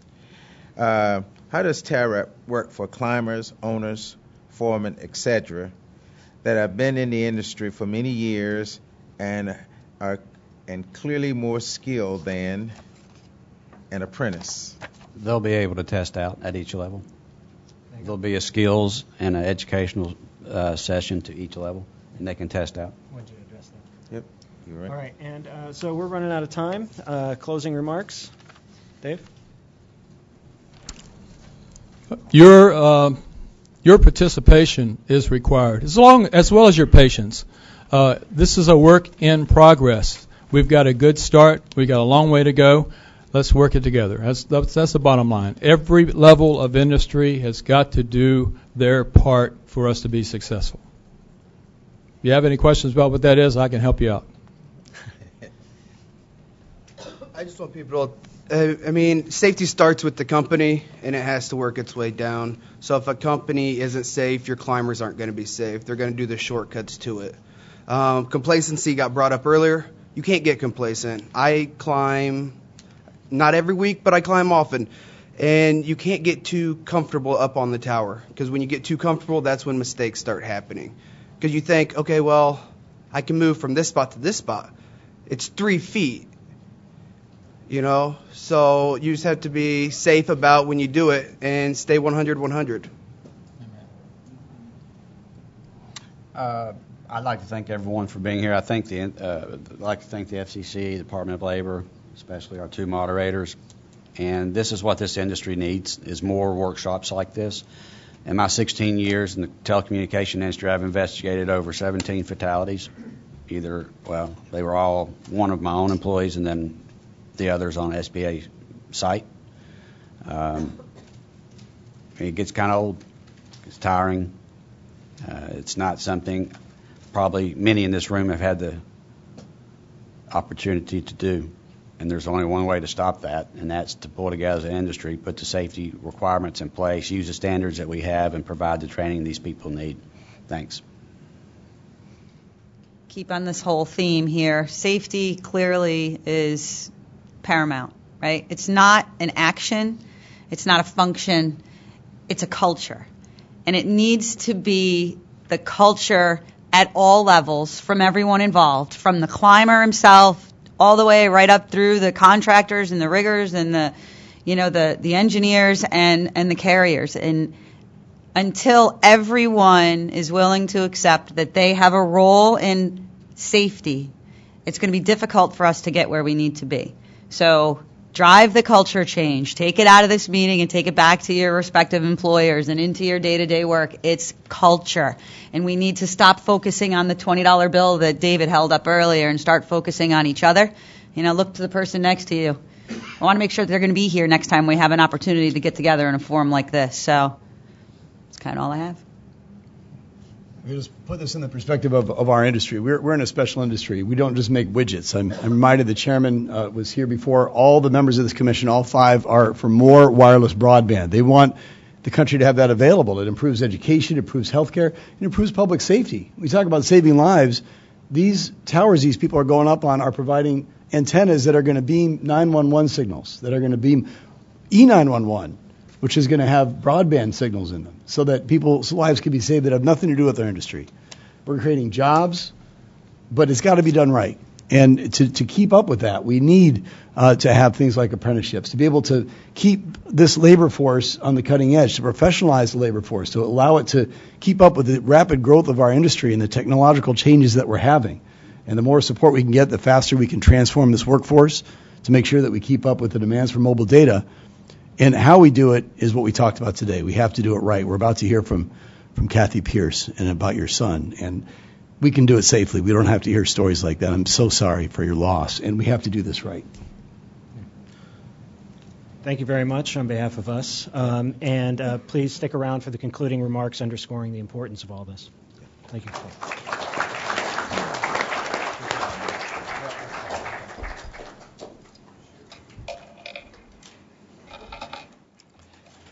So as the speakers are making their way back to seats, so as we've said before, our concluding remarks today will be from Kathy Pierce.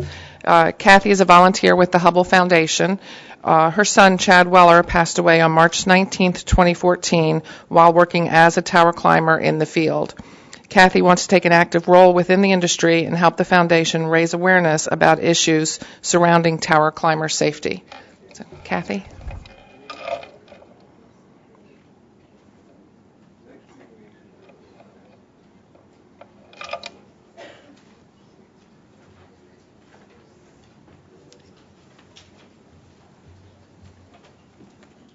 Good afternoon.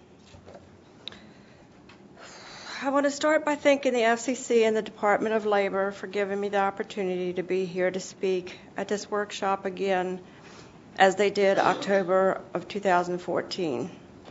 For those of you that weren't here then, I lost my son, Chad Weller, on March 19, 2014.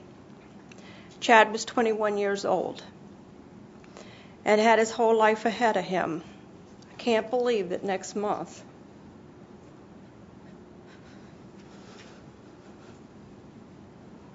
will be the 2-year anniversary of his death.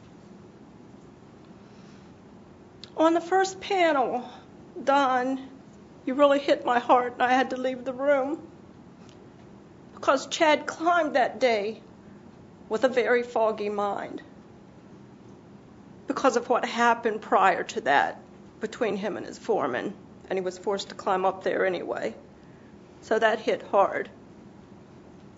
That proved that when you're not climbing with a clear mind, tragedies happen.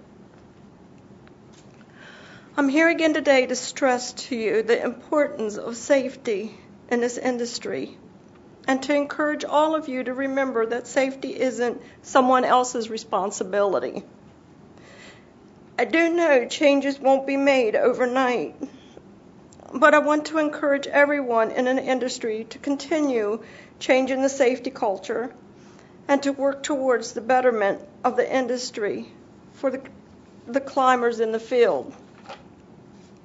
Like I stated in 2014, It's time for everyone involved to be held accountable when there's an injury or a fatality. Safety is everyone's business. It is everyone's responsibility. As long as people and companies on every level keep avoiding responsibility, nothing will ever change. There's one thing that really stuck in my mind from 2014 when I was here last. I remember someone telling me that their company, a carrier company, I believe, that they did not have any fatalities. While that is fantastic, it illustrates my point. Regardless if they work directly for you or if they are with another company that is subcontracted, the safety of those workers, all of them are the responsibility of everyone, not just one company, not just one foreman, not just the climber themselves. Safety isn't someone else's problem, it's everyone's problem. Making sure the workers are properly equipped and properly trained. Secure in being able to report problems and simple steps you can take to make the industry safer. Other issues also need to be addressed. Issues pressuring workers with the unreasonable schedule, lack of rest, making sure workers have time with their families, being able to call a site unsafe and stop the work when something isn't safe, and effective training. These are all issues that can be solved, but everyone has to be willing to do their part. Before I end my speech, I want to give you an update on my son's case. Two of the three violations against Red Wing were dropped. And I was told that the foreman that Chad was working for that day has been fired because of a comment he posted on Facebook. I was approached on Facebook by another employee of Red Wing, and I was assured that he had been fired. And then I was told, "Oh, you're the mother of the boy that fell off the water tower. I just want you to know your son made a difference in that company because they are very strict on safety, and he's always brought up in our meetings." I find it very sad that it took my son to lose his life for them to be strict on safety. I ask why? Why did it have to happen that way? They couldn't have had stricter. They couldn't have been strict before. Why did it take my son? Why does it take anyone's family member for these companies to decide we got to get stricter on safety? If they had been stricter on their safety, my son would still be here today. I say to my son, you made a huge impact.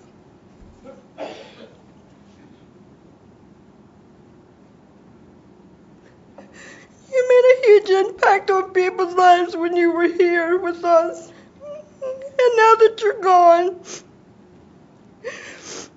you're still making an impact on lives of others. Please help me to continue to honor my son and the other climbers that have passed and those that have been injured, by not just giving lip service to change, but to commit yourselves to truly making those changes in this industry a reality. Thank you.